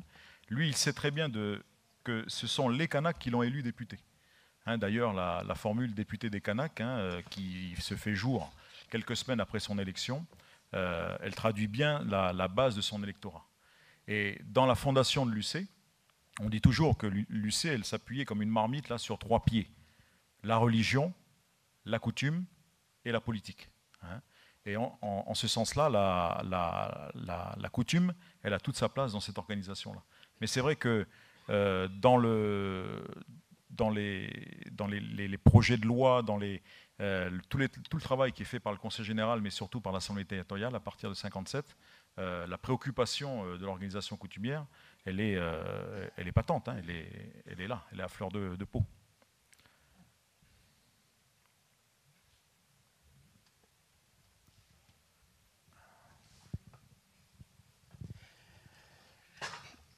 Olivier, merci pour ce que tu as fait. Julien Delaine-Séguer de connaît. C'est vrai qu'il faut reconnaître que Maurice Lenormand, nous l'avons connu aussi, mais dans la phase politique, effectivement, et ce que tu as apporté aujourd'hui, cet éclairage avant sa période politique est extrêmement riche. Elle pose beaucoup de questions, bien sûr, sur la suite de ces mandats politiques. Et j'ose espérer que tu vas faire une deuxième partie de ton exposé, la partie politique dont un des intervenants précédents posait un peu les questions. C'est vrai que Maurice Lenormand était un homme non originaire du pays, mais intégré à la culture kanak d'une façon extraordinaire, que jusqu'à maintenant, à part peut-être Maurice Lénart, Jean Guillard, qui était son beau-frère, ont éclairé le système colonial qui était contre les Kanaks. Et c'est vrai que grâce à Maurice Lenormand, l'Union calédonienne, jusqu'à maintenant, a toujours été un parti extrêmement avant-gardiste. Et nous, on s'est toujours posé la question, étant beaucoup plus jeune que lui, bien sûr, dans les années 70-80, lorsque nous étions à Paris, le rôle effectif de Maurice Lenormand, lorsqu'il était député, et puis après, lorsqu'il a été longuement conseiller de l'Union calédonienne, cette propension qu'il avait à éclairer justement le monde kanak et surtout sur les difficultés dont tu as soulevé beaucoup de courriers là, dans ton exposé. Et moi, j'ai fréquenté énormément son successeur député, le grand-père Pidgeot, que j'ai très bien connu pendant 20 ans. Il nous a toujours parlé de Maurice Lenormand en termes élogieux. Et je peux vous dire que c'est vrai que ce soir, tu nous as fait un exposé sur son identité, sur ce personnage extraordinaire d'un point de vue intellectuel, d'un point de vue de recherche. Pourquoi ce qui n'allait pas, même s'il y a des ombres, quand même ce que tu as soulevé à propos de sa période de Vichy, avec Pétain et tout ça. Malgré tout, nous, on s'est quand même posé la question, et peut-être un jour tu vas le développer, je crois, parce que tu es un historien de grande qualité, un historien calédonien de grande qualité, comme beaucoup d'autres que nous avons ici dans ce pays, que tu vas développer cette idéologie qu'il a voulu imprimer pour qu'on en arrive justement à cette situation aujourd'hui qui est totalement nouvelle et qui a permis à la jeunesse kanak dans les années 60, 69 jusqu'à 77 et à l'arrivée de Jean-Marie Tjibaou à l'Union calédonienne de faire ce que la Calédonie est aujourd'hui. Nous, on s'est toujours posé la question si, sans l'accord de Maurice, sans l'arrivée de Maurice Lenormand en Calédonie, l'Union calédonienne aurait pu se développer de cette façon et avoir des hommes kanaks d'une grande valeur intellectuelle, politique, humaine, comme Jean-Marie Tjibaou, Yewene, Eloi Machoro, etc. Et j'en oublie. Effectivement, là, nous, on se pose souvent des questions si, malgré tout, l'arrivée de Maurice Lenormand était un peu un préambule à ce qu'on a vu au moment des événements. Parce que je rappellerai, je terminerai là-dessus, c'est que le développement politique de la Calédonie ne s'est jamais fait sans les Kanaks. Il s'est toujours fait avec les Kanaks. Et on l'a vu, le départ de Maurice Lenormand, après le problème de politique des années 60, 61, 62, 63, c'est quand même le mouvement kanak, les élus kanaks qui ont toujours mis en avant cette qualité de faire changer la situation coloniale, mais aussi le système colonial qui était contre les Kanaks. Voilà, c'est lent exprimé, mais il faut reconnaître à Maurice Lenormand une qualité essentielle, c'est qu'il a permis aux Kanaks de sortir au lendemain du régime de l'indigénat ce que nous avons aujourd'hui. Merci Olivier. Merci Julien.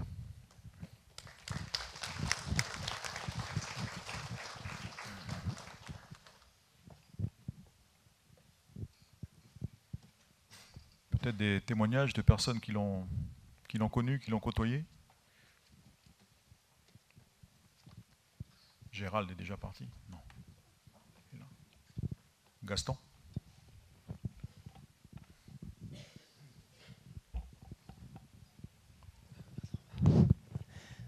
Oui, bonsoir. Donc, je l'ai connu et côtoyé, bien qu'étant bien plus jeune. Merci Olivier de cette intervention. Merci de cette conférence. J'ai envie de dire que j'ai hâte, comme je pense beaucoup d'entre nous, de la suite, c'est-à-dire la deuxième conférence, et qui portera sur la deuxième partie de la vie de Maurice Lenormand, parce qu'aujourd'hui, en dehors de sa jeunesse, je dirais que tu as développé la moitié de sa vie. Et il y a une seconde partie où on est nombreux ici présents qui avons donc vécu à ses côtés cette seconde partie. Et cette seconde partie, pour en avoir vécu une bonne partie, mais il y a aussi François, il y a aussi une multitude de personnes qui sont là, elle est aussi intéressante et aussi riche que ce que tu viens d'évoquer là. Et je crois, enfin, si tu permets, je me fais le porte-parole de toutes ces personnes parce qu'on a vraiment hâte. Et ne tarde pas trop, s'il te plaît, on commence à attraper des cheveux blancs. Ne tarde pas trop, s'il te plaît, à nous faire, comme ce soir, revivre un petit peu tout ce qu'a fait Maurice Lenormand pour la Nouvelle-Calédonie. Merci. Merci.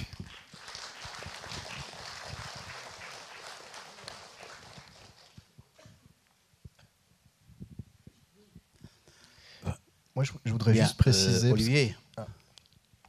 Pardon. Oui, Gaston. Écoute, je me joins aux propos qu'il vient d'être tenu par un peu tout le monde ce soir pour te remercier du travail que tu as fait. C'est vrai que, comme on dit souvent, on oublie vite et on garde toujours les mauvaises choses. C'est un peu les vieux qui nous ont dit ça. Et je crois que ce soir, c'était un grand moment par rapport au travail que tu as fait pour mettre en exergue le travail de cet homme qui est venu, bien entendu, de métropole et puis qui a compris non seulement parce qu'il est marié avec une mélanésienne de l'IFU, mais de par sa formation, par sa capacité d'analyser les choses et tout.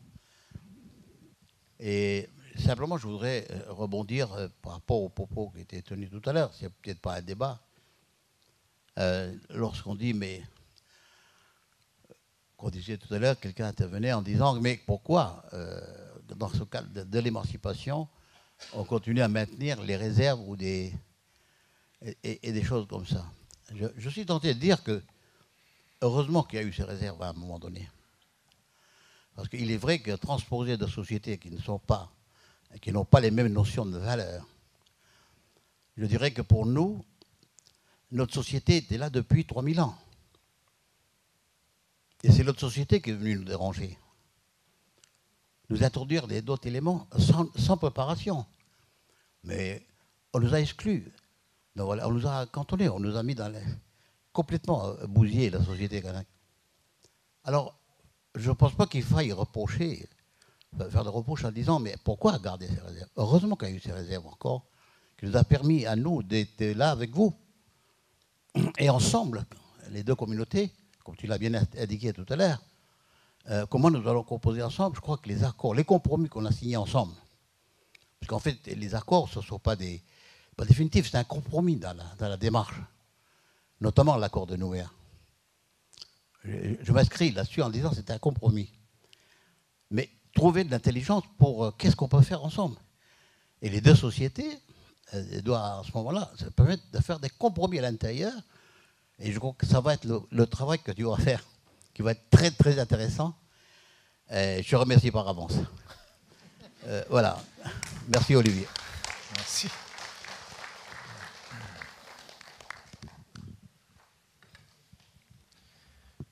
Excusez-moi, je voulais juste préciser, parce que Olivier, visiblement, est trop modeste pour le dire, mais il est déjà intervenu en 2007 sur le gouvernement Lenormand. C'était une conférence intitulée « Il y a 50 ans, le gouvernement Lenormand, premier exécutif néo-calédonien ».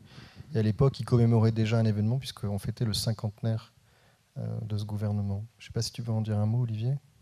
Très rapidement, apparemment, il y a une demande forte dans la salle. On n'a pas fini de travailler alors. Hein. Mais bon, il n'y a pas de projet. Quand il n'y a pas de projet, il n'y a pas de vie. Oui, c'est vrai qu'en octobre 2007, on avait ici mis en relief un peu le 50e anniversaire de la mise en place du Conseil de gouvernement. Le Conseil de gouvernement, c'est une émanation directe de l'extension de la loi cadre de fer. Je vous rappelle juste brièvement la loi cadre de fer. De fer, c'est pas les portes de fer, hein, c'est Gaston Defferre. Gaston Defferre, il est ministre de la France d'Outre-mer. Et à partir de 1956 et du gouvernement socialiste de Guy Mollet, il va prendre à bras-le-corps toute une décentralisation, une déconcentration, une première phase d'émancipation des colonies africaines, malgaches, qui sera d'ailleurs étendue au Pacifique, à la Polynésie française et puis à la Nouvelle-Calédonie, notamment par le travail de Maurice Lenormand et du député tahitien Pouvana Aoupa. Ce conseil de gouvernement, donc, il est issu des sélections de l'Assemblée territoriale. Et puis, en son sein, l'Assemblée territoriale, elle est élue, cette fois-ci, au scrutin majoritaire, un conseil de gouvernement que va vice-présider Maurice Lenormand, avec des élus essentiellement Union calédonienne. Et le président du conseil de gouvernement, c'est le gouverneur de l'époque, hein, c'est le futur haut-commissaire. Voilà, donc en effet, on avait, il y a déjà 6 ans, et on avait soulevé un peu cette histoire, ces premières comment dire, émancipations, parce que c'est la première fois qu'il y a un exécutif calédonien, hein, dont faisait partie d'ailleurs le père de Robert Le Borgne, qui est ici et dont je salue la présence ce soir, Jean Le Borgne, hein, le ministre de l'Éducation, de base, la jeunesse et les sports. Voilà.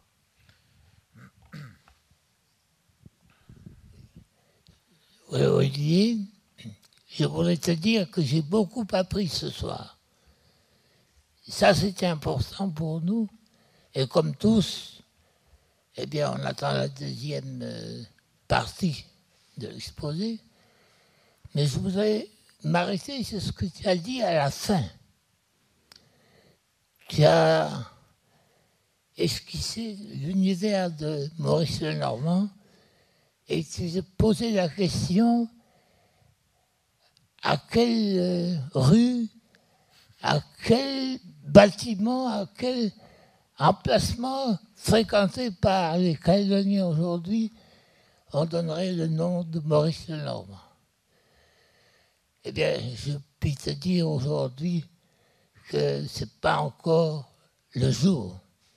Et qu'avec, quand je regarde tous ceux qui ont des noms de rues dans Nouméa, je pense à Maurice Lenormand, à Roch-Pidgeot, à Jean-Marie Tjibaou, à Éloi Machereau. Et je dis, le jour où il y aura une rue Éloi Machereau à Nouméa, Lenormand aura fait un travail extraordinaire. Merci. Merci François.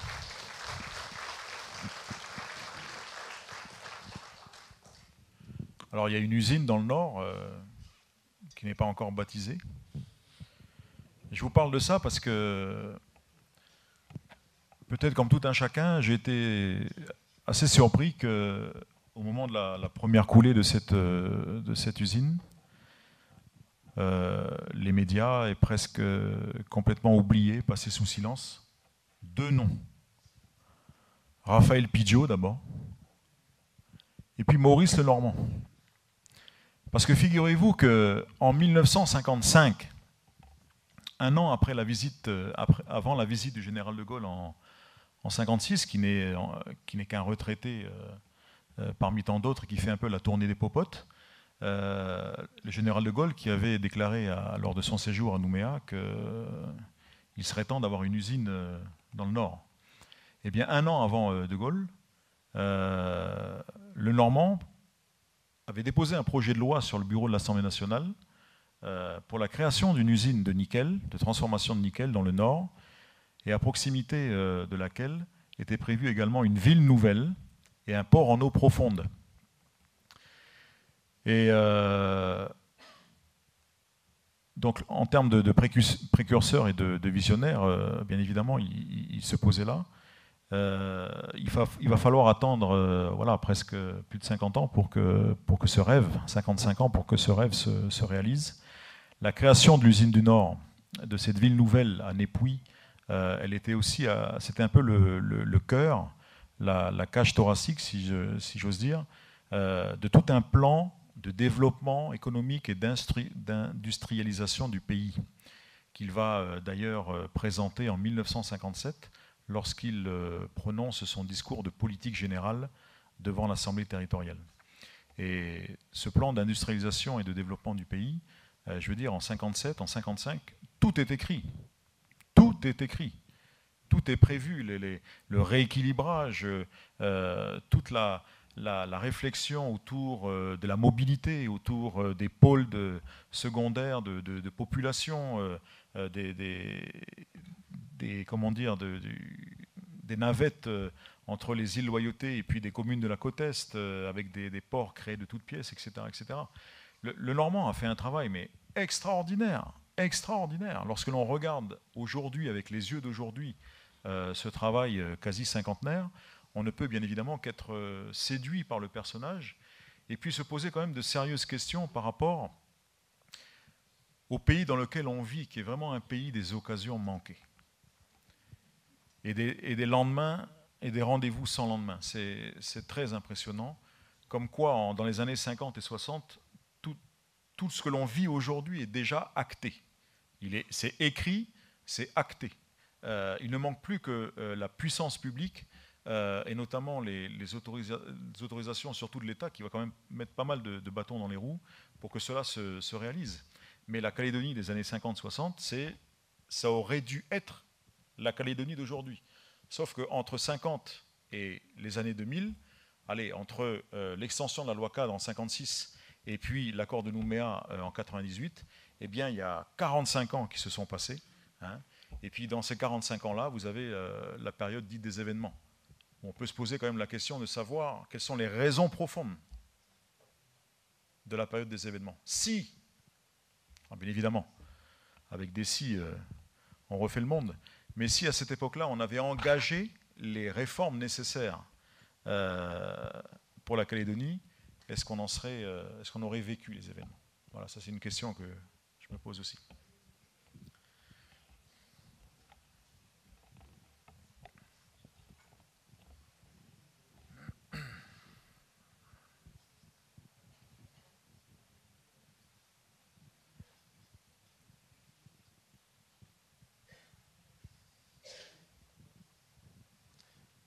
Est-ce qu'il y a d'autres questions dans la salle? Certaines personnes qui voudraient apporter un témoignage?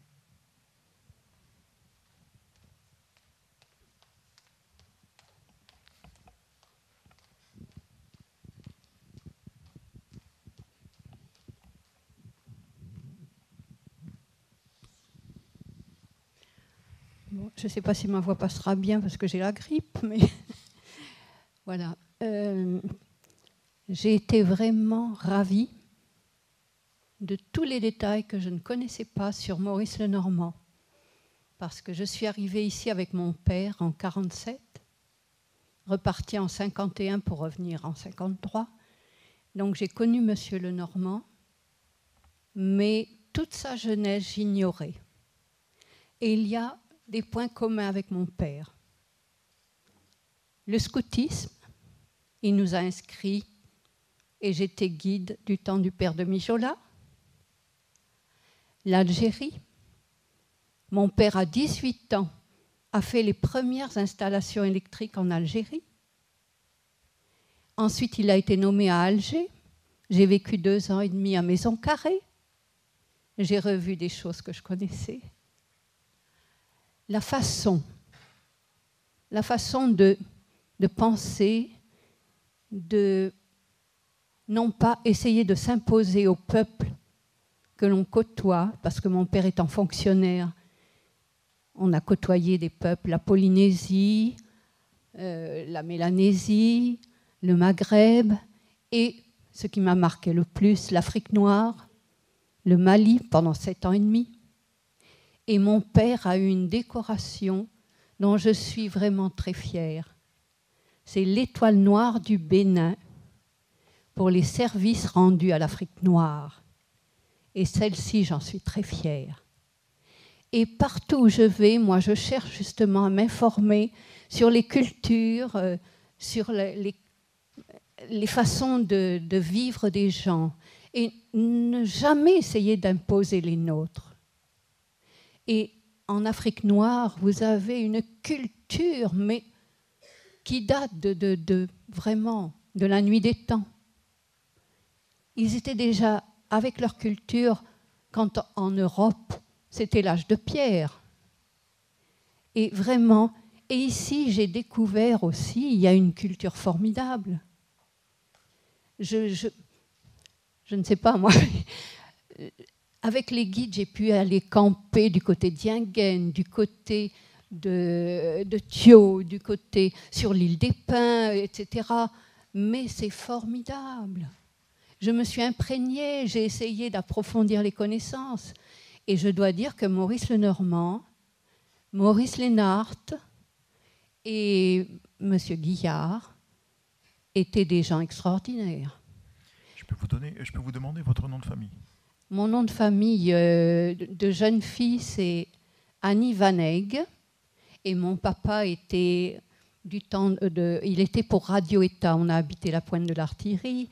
Il côtoyait donc tous ces gens-là et il a connu M. Raymond Lacroix parce qu'il chapeautait là aussi. C'est lui mon papa, il a créé Radio Tahiti, je vous dirais aussi, dans les années 30. Et grâce à cette création, le Kon-Tiki a pu être sauvé. Quand il a lancé un appel au secours, c'est Radio Tahiti qui l'a capté et qui a envoyé du secours. Donc, moi, j'admire mon papa, il est mort, mais je l'admire. Et Maurice Lenormand, il est extraordinaire. Ce qu'il a pu faire, c'est impressionnant. Chapeau. Merci, madame. Merci et merci pour la conférence. Merci.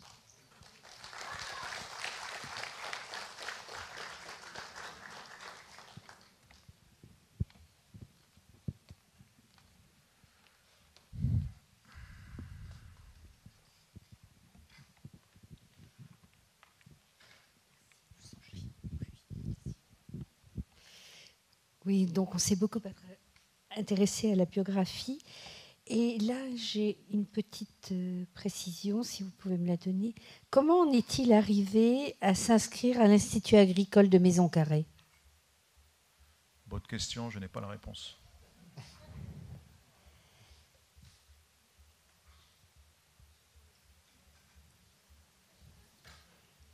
La famille de Maurice Lenormand dans le Mâconnais, elle a bien évidemment des racines dans le vin, si j'ose dire, dans la viticulture.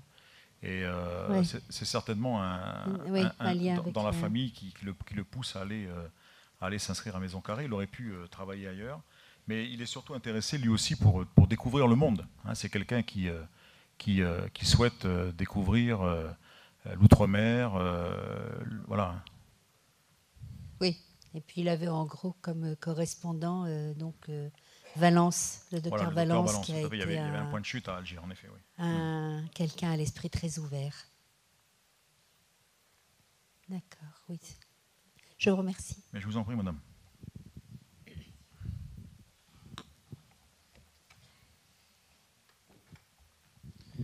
Puisqu'on parle de ses études et des multiples parcours qu'il a eus, moi j'aurais voulu savoir d'où il tirait cette énergie incroyable, énergie qui lui a servi jusqu'à la fin de sa vie, tu en parlais tout à l'heure d'un point de vue linguistique, à travailler encore et encore sur tout un tas de domaines qui n'avaient pas forcément de lien les uns avec les autres. C'est très étonnant, quoi.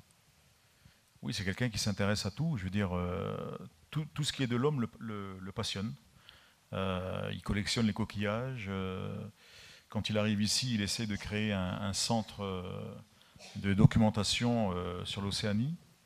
Il va s'adresser à d'innombrables maisons d'édition anglo-saxonnes, françaises, espagnoles, allemandes, pour essayer de constituer un fonds de documents, de livres. C'est quelqu'un qui parlait 12 langues. C'est un polyglotte. Il a été, comme on l'a précisé tout à l'heure, formé à l'école de Prague, qui lui permet quand même d'avoir une certaine aisance en termes d'apprentissage des langues. C'est un passionné par la vie, puis surtout, je pense, un passionné par l'être humain. Voilà. Les autres l'intéressent, la culture des autres, leurs racines, l'expression, les manifestations de leur identité, ça l'intéresse. Et puis, ce n'est pas simplement un intérêt passager, c'est-à-dire qu'il approfondit. Et quand je dis approfondit, c'est qu'il va vraiment chercher très loin cette compréhension. Et il est ouvert à beaucoup de choses. C'est quelqu'un qui n'est pas fermé, qui est un esprit tout le temps en ébullition. Il a 10 idées à la minute. C'est vraiment quelqu'un c'est un être exceptionnel. Je veux dire, des gens, des personnes comme ça, des personnages comme ça, publics en Calédonie, peut-être qu'on en a un ou deux par siècle, quoi.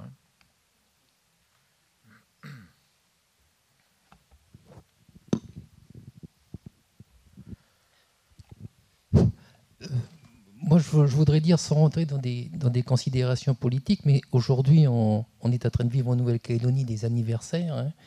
D'ailleurs, je crois qu'il y avait une émission à NC Première aujourd'hui sur l'accord de Nouméa. J'ai envie de dire que c'est un petit clin d'œil que je profite là parce qu'il y a le directeur de NC Première qui est à côté. J'ai envie de dire que quelque part, ce qu'il manque peut-être au niveau du pays et surtout au niveau médias publics, c'est en fin de compte pouvoir s'intéresser à tout cela et pouvoir faire vivre au niveau du pays, je dirais, toute cette histoire. Parce que Maurice Lenormand, de par ses alliances, de par son mariage, je crois qu'il a consolidé les deux socles aujourd'hui de la communauté de destin. Et aujourd'hui, il y a une multitude de jeunes. Je suis persuadé que des personnes, tu disais tout à l'heure, 40, 45 ans, mais en dessous, entre 30 et 25 ans, Maurice Lenormand, qui c'est Maurice Lenormand ? Il n'y a pas de connaissance. Donc j'ai envie de dire quelque part que les médias, surtout publics, ont un rôle extrêmement important à jouer au niveau de la connaissance et de toute la société civile. Et ça, c'est absolument nécessaire. J'ai eu l'occasion il y a quelques jours de dire à Wallace Cotra, ici présent, que j'étais, moi, pour ce qui me concerne, content des émissions qu'on est en train de vivre en ce moment. Hein. Il aura fallu attendre presque la fin de l'accord de Nouméa pour pouvoir voir les choses. Alors, C'est vrai, comme il m'a dit, c'est un pays compliqué et il fallait peut-être attendre un petit peu parce que les gens n'étaient peut-être pas prêts. Et comme disait José Barbanson, le pays du non-dit, je crois qu'il faut quand même qu'on commence aujourd'hui à dire les choses. Et on a besoin au niveau du pays de faire savoir tout cela parce que tout cela, ça va drôlement aider pour la solution finale. Merci.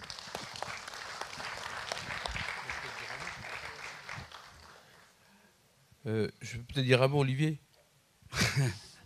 Non, c'est que je partage le constat qui est fait. Et c'est vrai qu'en écoutant ta conférence sur Maurice Lenormand, on voit bien qu'en creux, on voit beaucoup de personnages qu'on ne connaît pas ou que notre pays n'a pas mis en avant, les Bouillants, les Douy Matayo, tous ceux qui ont participé, et puis Joe évidemment qu'on connaît mieux puisque c'est plus récent, et que c'est vrai qu'on se sent un peu démunis, quoi. Alors, moi, je crois que c'est vrai, on doit faire un effort, et je crois que ce n'est pas seulement nous, les médias publics, mais c'est un effort de notre pays. Parce qu'il faut investir sur cette... Si on veut que l'histoire se fasse, il faut pouvoir produire, et aujourd'hui, on n'a pas les moyens qu'il faut à la dimension des besoins du pays aujourd'hui, quoi. Ça, c'est une chose. La deuxième chose, je crois que c'est aussi notre propre problème, nous les Calédoniens, avec notre histoire. C'est-à-dire que c'est pas normal que, là, finalement, on réduit tout à Jacques et Jean-Marie. Et pendant cette période-là, et qu'il y a beaucoup, parce qu'on voit bien que ça annonce aussi Pierre de Clercq, ça annonce aussi d'autres personnes qui est dans ce, paysage politique un peu compliqué chez nous, finalement. Il y a beaucoup d'itinéraires comme ça qui ont participé à construire notre pays.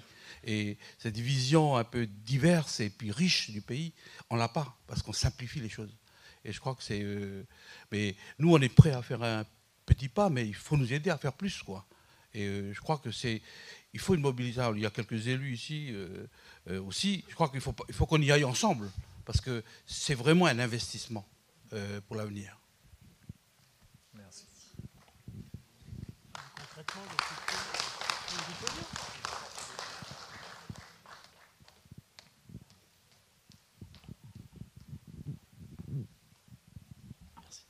Bonsoir.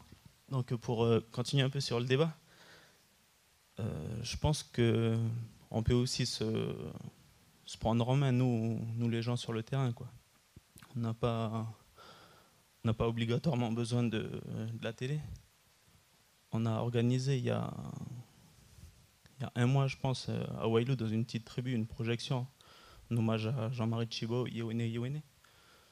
Donc pour faire passer l'information, pour montrer un peu ce qu'ils ont fait, puis pour dire que voilà, le travail il continue, quoi.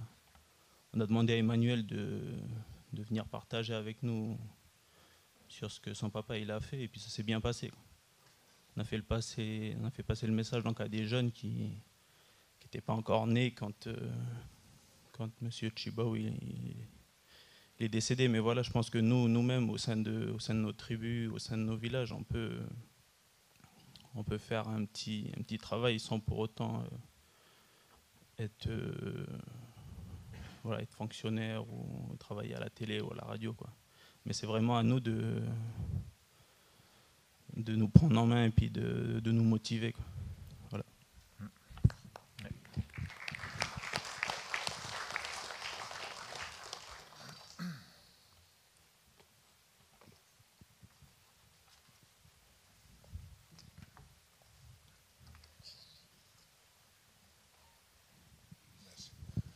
Je vais dire quelques mots, mais c'est une manière de rendre hommage à Maurice Lenormand. Alors, mon intervention, c'est plus des témoignages en tant que gosse de 12 ans. La communauté, dans les années 50, voire même 60, ne votait pas puisqu'elle n'était pas encore Wallis et passait territoire en 1961. Avant cela, ceux qui étaient ici n'étaient pas encore citoyens français et donc n'avaient pas droit au vote. Cependant, Maurice Lenormand, quand le vieux parlait, ben c'est celui-là qui a la croix verte. Comme ils sont tous des catholiques à 100%, bien évidemment, ils avaient le cœur penché pour cet homme qui avait la croix verte. Donc, ensuite, tout le monde, à ce moment-là, habitait la plus grosse partie de la communauté vivait à la Conception et allait à l'église là où Rock Pidgeot allait à la messe. C'était son camarade. Et donc, le Wallisien, tout naturellement, entre les Blancs et les Kanaks, très bons cathos, alors ils avaient le cœur pour l'Union calédonienne. Bien après, je crois qu'il s'est retiré de la politique, mais ensuite l'Union calédonienne, il y a eu les élections à l'Assemblée territoriale, et petit à petit, une partie, la grosse partie de la communauté va petit à petit quitter l'Union calédonienne, quitter la Croix verte pour aller vers d'autres horizons, voilà, pour les raisons qu'on connaît. Et en 1977, la plus grande partie de la communauté va tourner le dos à cette croix verte, à l'Union calédonienne, parce que c'est là où l'Union calédonienne, à Bouraï, va décréter donc l'indépendance pour le pays. Voilà quelques témoignages pour rendre hommage à Maurice Lenormand, mais je suis là comme tous les autres. Je pense que c'est la deuxième partie qui est la plus intéressante. Merci.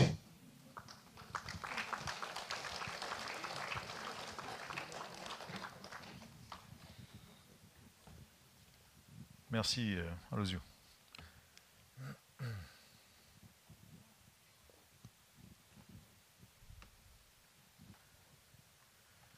Y a-t-il une dernière question dans la salle?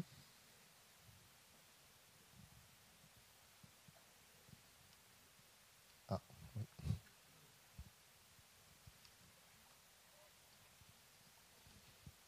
Bonsoir. C'est juste pour dire que c'est vraiment intéressant ce que vous faites. Et puis pour nous, les jeunes, on ne sait pas trop ce qui s'est passé avant. Donc on est vraiment content de pouvoir apprendre un peu plus sur non seulement ce qu'il a pu faire, mais aussi sur la politique qu'il y a eu. Et je trouve ça un peu dommage aussi qu'on ne soit pas tous au courant de ce qui s'est passé auparavant. Mais je trouve ça très bien que vous mettez en avant et je vous remercie beaucoup pour votre conférence. Merci.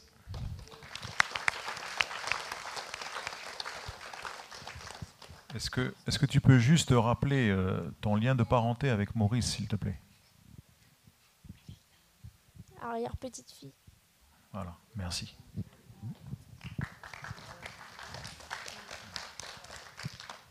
Olivier, je voudrais simplement te remercier pour l'exposé que tu as fait. On est quelques membres de la famille ici présents. Et dans les éléments que tu as présentés ce soir, il y avait quand même une partie qui m'était inconnue. J'ai des frères et sœurs, des neveux et nièces qui sont là ce soir. Comme ma petite nièce vient de me le préciser, ils n'ont pas connu toute cette partie de la vie de leur grand-père. Donc c'est très intéressant d'avoir découvert la jeunesse de mon père, parce que avec la vie qu'il a eue, il n'a peut-être pas pris le temps de nous expliquer tout ça. Et comme tu le sais aussi, et que les personnes qui l'ont connu, c'était quelqu'un qui, tu l'as précisé ce soir, faisait 10 choses en même temps, quoi. Donc peut-être que c'est pour ça qu'il n'a pas pris le temps, avec ses enfants, de parler de sa jeunesse, de son parcours. Et là, on n'en est qu'en 1951. Je serais curieux de voir la suite. Donc je te souhaite bon courage, parce que je pense que ça va prendre beaucoup de temps aussi. Je ne sais pas combien de temps ça t'a pris pour préparer l'exposé de ce soir, mais ça représente une masse de travail quand même considérable, et je tiens à te remercier au nom de la famille. Merci. Merci beaucoup.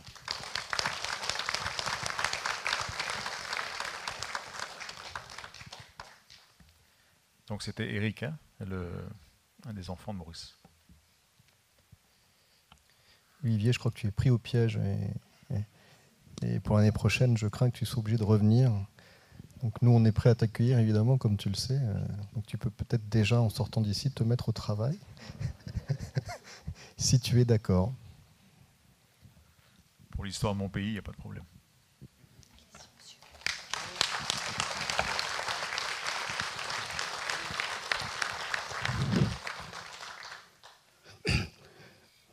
Je voulais dire quelque chose parce que j'ai connu beaucoup Moumou. J'en ai discuté beaucoup avec lui. Je voulais dire quand même quelque chose pour dire que je n'ai pas connu, je n'ai pas attendu son parcours.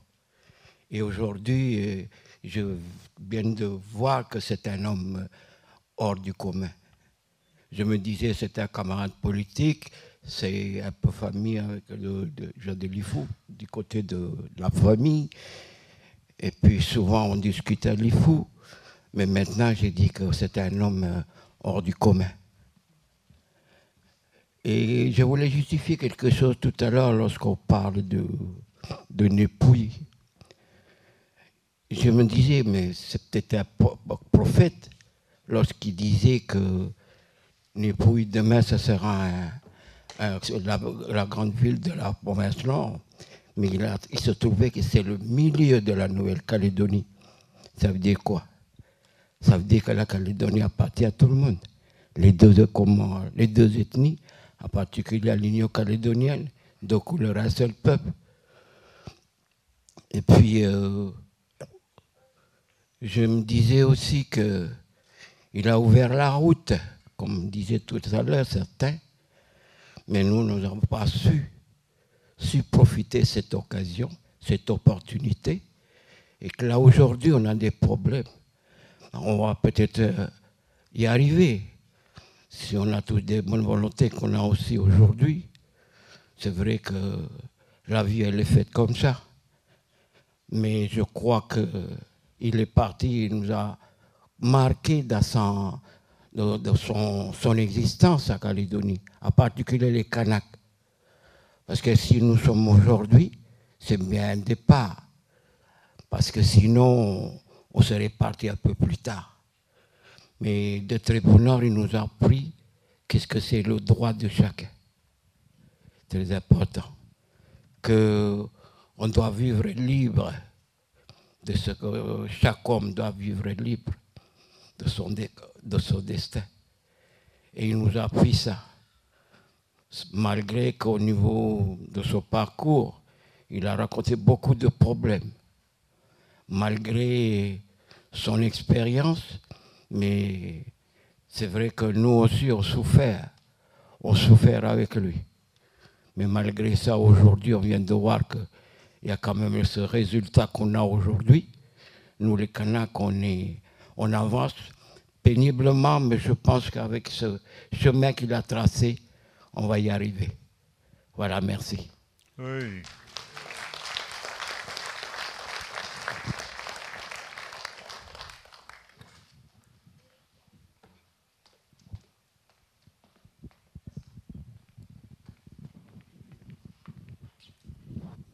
Monsieur, je voudrais donner suite à la réflexion de la petite jeune fille qui est en haut.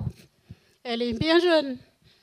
Et elle dit ce que les jeunes disent aujourd'hui, l'histoire de leur pays, ils le méconnaissent. Alors, est-ce qu'il faut interpeller les hommes politiques de ce pays pour que dans l'enseignement de notre petite île, on puisse, avec vous, les gens qui écrivent là, l'histoire de ce pays, qu'on enseigne aux jeunes aujourd'hui, que ça rentre dans l'enseignement, l'histoire. Parce que moi, j'ai 73 ans aujourd'hui, j'ai toujours dans ma tête l'histoire de Clovis. Et puis des autres, il n'y a pas l'histoire des Kanaks, ni de la colonisation française qui nous a aidés à faire, et par l'arrivée de M. Lenormand par le biais de la colonisation, voilà, tous ces bienfaits de la colonisation. Et comment nous, aujourd'hui, on peut se rencontrer, c'est difficile, monsieur vient de le dire. Le peuple kanak, comment il faut dire, cherche leur chemin difficilement. Mais voilà, nous, on parle de l'indépendance, on parle de ceci, on parle de cela. Monsieur Lenormand, quand il était jeune, il est tombé amoureux d'une femme kanak noire comme moi, là. Alors pourquoi aujourd'hui il y a deux drapeaux et puis l'autre n'est pas accepté et puis tout, qui représente le peuple kanak. Je voudrais toucher ici et interpeller les hommes politiques de ce pays qu'il est temps maintenant de ne plus se disputer et puis de se parler en tant qu'adversaire politique pour chercher quelque chose. Et puis aussi répondre à l'appel de cette petite fille qui est très jeune là-haut, qu'on fasse rentrer l'histoire de notre pays ici et enseigner dans les écoles. Oui. Merci.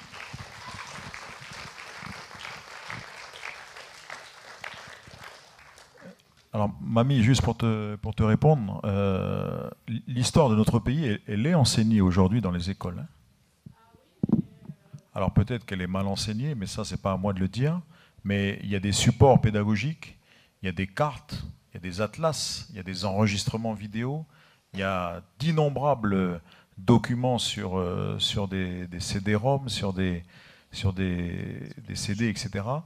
Aujourd'hui, ce n'est pas la sécheresse hein, en termes d'histoire du pays, c'est vraiment l'abondance. Et je crois qu'il faut arrêter toujours d'attendre des politiques. C'est à nous chacun est un homme politique en soi, si j'ose dire, ou une femme politique. Moi, je veux bien vous répondre comme ça, mais les familles aujourd'hui, quand une maman se lève le matin, déjà dans sa tête, il se demande mais qu'est-ce que je vais faire pour le repas de midi et s'occupe dans le monde kanak, les familles ils cultivent la terre. Quand une maman rentre chez elle le soir fatiguée, il n'a pas le temps de penser à tout ça.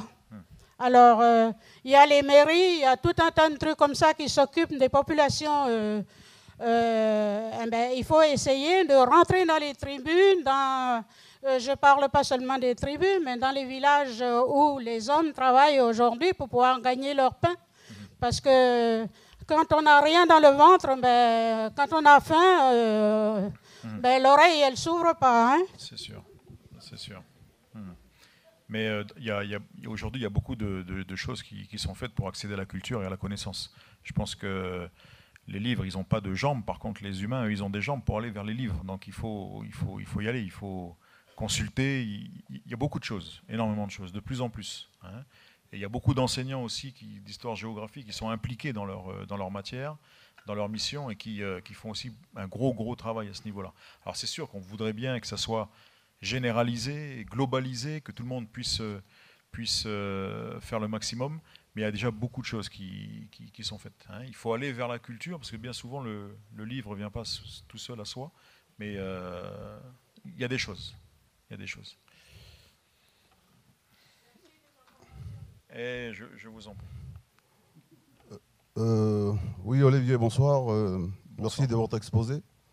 Je crois qu'on a dû se rencontrer en 2000, je ne sais plus quand, au collège de Normandie. Au collège de Normandie, voilà, ça date. Je voudrais rebondir sur, vous parlez des médias tout à l'heure. Je crois que les médias, c'est vrai qu'il y a des problèmes d'investissement qu'il faut se rendre à l'évidence. Et puis, il faut dire qu'il ne faut pas minimiser l'affaire. Les médias, c'est quand même le point d'ancrage, la clé de voûte, la pierre angulaire de ce qui se passe dans ce pays. C'est ça qui permet justement de sortir des sentiers battus et de prendre la clé des champs. Voilà. Je termine là-dessus. Merci. Oui. Merci. Hein. Merci.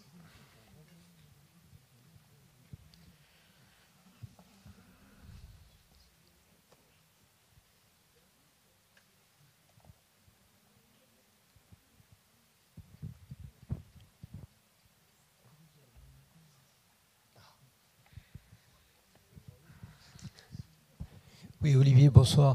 Merci. Je voudrais m'associer aux remerciements et aux éloges de tout le monde ici pour la qualité de ton intervention, tout comme d'ailleurs pour ce que tu as écrit dans le cadre de l'Atlas de la Nouvelle-Calédonie. Je voudrais. Alors, tu disais justement tout à l'heure que le livre ne se déplace pas et qu'il faut aller vers le livre. Moi, j'aurais une question à te poser. C'est à l'enseignant de Bourail, quand est-ce que tu fais cette conférence à Bourail ? Il faut arrêter de charger la mule. Hein.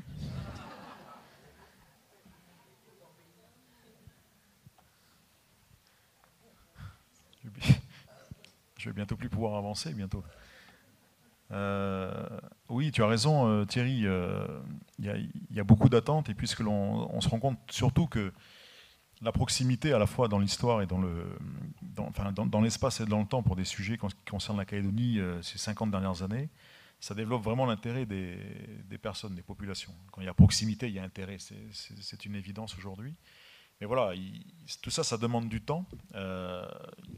Vous imaginez qu'il y a un peu de boulot derrière, quoi. Mais il y aurait tant de pans comme ça de l'histoire de la Calédonie à présenter au public, et puis surtout ensuite aller chemin faisant dans les communes, dans les maisons communes, dans les tribus, etc. C'est vrai qu'il faudrait une caravane de l'histoire, presque, si j'ose dire, qui passe de commune en commune, surtout dans la période qui va s'ouvrir prochainement, où les gens vont avoir besoin de réponses, puisque en général, on leur fait croire aux mauvaises questions, et on leur apporte pas toujours les bonnes réponses. Et c'est vrai qu'il y a un besoin, en effet. Il y a un besoin, mais c'est pas toujours évident de le combler, ce besoin. Voilà, parce que la vie étant ce qu'elle est, tout un chacun a aussi d'autres centres d'intérêt, d'autres engagements par ailleurs. En tout cas, je voulais vous remercier de votre présence ce soir. Merci pour les témoignages qui ont été apportés. Merci pour les enfants, les petits-enfants, peut-être les arrière-petits-enfants de Maurice qui étaient là ce soir. Depuis 1996, je travaille sur l'Union calédonienne pour essayer de comprendre un peu le cheminement de ce mouvement politique qui a en fait été créé pour accompagner et pour incarner la fameuse loi cadre de fer dont on a parlé tout à l'heure. Et puis ce que l'on sait moins aussi, c'est que l'Union calédonienne, elle a eu des parrains prestigieux, puisque lorsque l'on relit les minutes et les procès-verbaux de l'Assemblée nationale à Paris, on se rend compte qu'au moment de toute la discussion concernant l'extension de la loi cadre, notamment au territoire français du Pacifique, vous avez 3 personnes. Vous avez un docteur, le docteur Ojoula, il est député du Cameroun. Vous avez Félix Houphouët-Boigny, député de la Côte d'Ivoire, qui deviendra le premier président de la jeune République ivoirienne après le 1er janvier 1960. Et puis vous avez Léopold Sédar Senghor, député du Sénégal, qui lui aussi suivra le même chemin que Boigny. Et ces 3 députés, ils appartiennent au groupe des indépendants d'outre-mer, auquel adhère Maurice Lenormand quand il est élu pour la première fois député en 1951. Et bien évidemment, ils vont passer toute la mandature ensemble sur les mêmes bancs, de 51 jusqu'au 8 janvier 1956. Et bien évidemment, dans la préparation de la loi, dans la loi de décentralisation pour la Calédonie, puis tous les décrets d'application qui vont l'accompagner, ces 3 personnages-là, ils soutiennent le Normand dans la démarche. Quand on relit les minutes, ils prennent la parole, et puis à un moment donné, dans une page du JORF, il y a Senghor qui s'écrit que pour accompagner cette loi, eh bien bientôt il y allait avoir un parti politique en Calédonie qui va être créé pour accompagner cette loi. Et ce parti, ça sera l'Union calédonienne. Juste l'Union calédonienne, c'est calqué sur l'Union française. L'Union française, c'est le terme générique qui établit, à partir de 1946, tous ces nouveaux rapports entre la colonie et puis la puissance coloniale, et surtout les nouveaux rapports que l'on veut développer à l'intérieur d'une colonie, entre le peuple colonisé et puis la partie européenne. Donc l'Union calédonienne, voilà, il y a aussi cette imprégnation française, et puis aussi cette volonté de casser les rapports du colonialisme, et puis d'établir un nouveau pacte social entre les êtres. Donc on est là aussi pareil, dans le berceau, dans les racines extrêmement fertiles de l'accord de Nouméa qui allait être signé 40 ans plus tard. Donc voilà, je voulais donc vous remercier. Merci de vous être déplacé un soir en pleine semaine. Et puis apparemment, je vous donne rendez-vous l'année prochaine, c'est ça ? Voilà.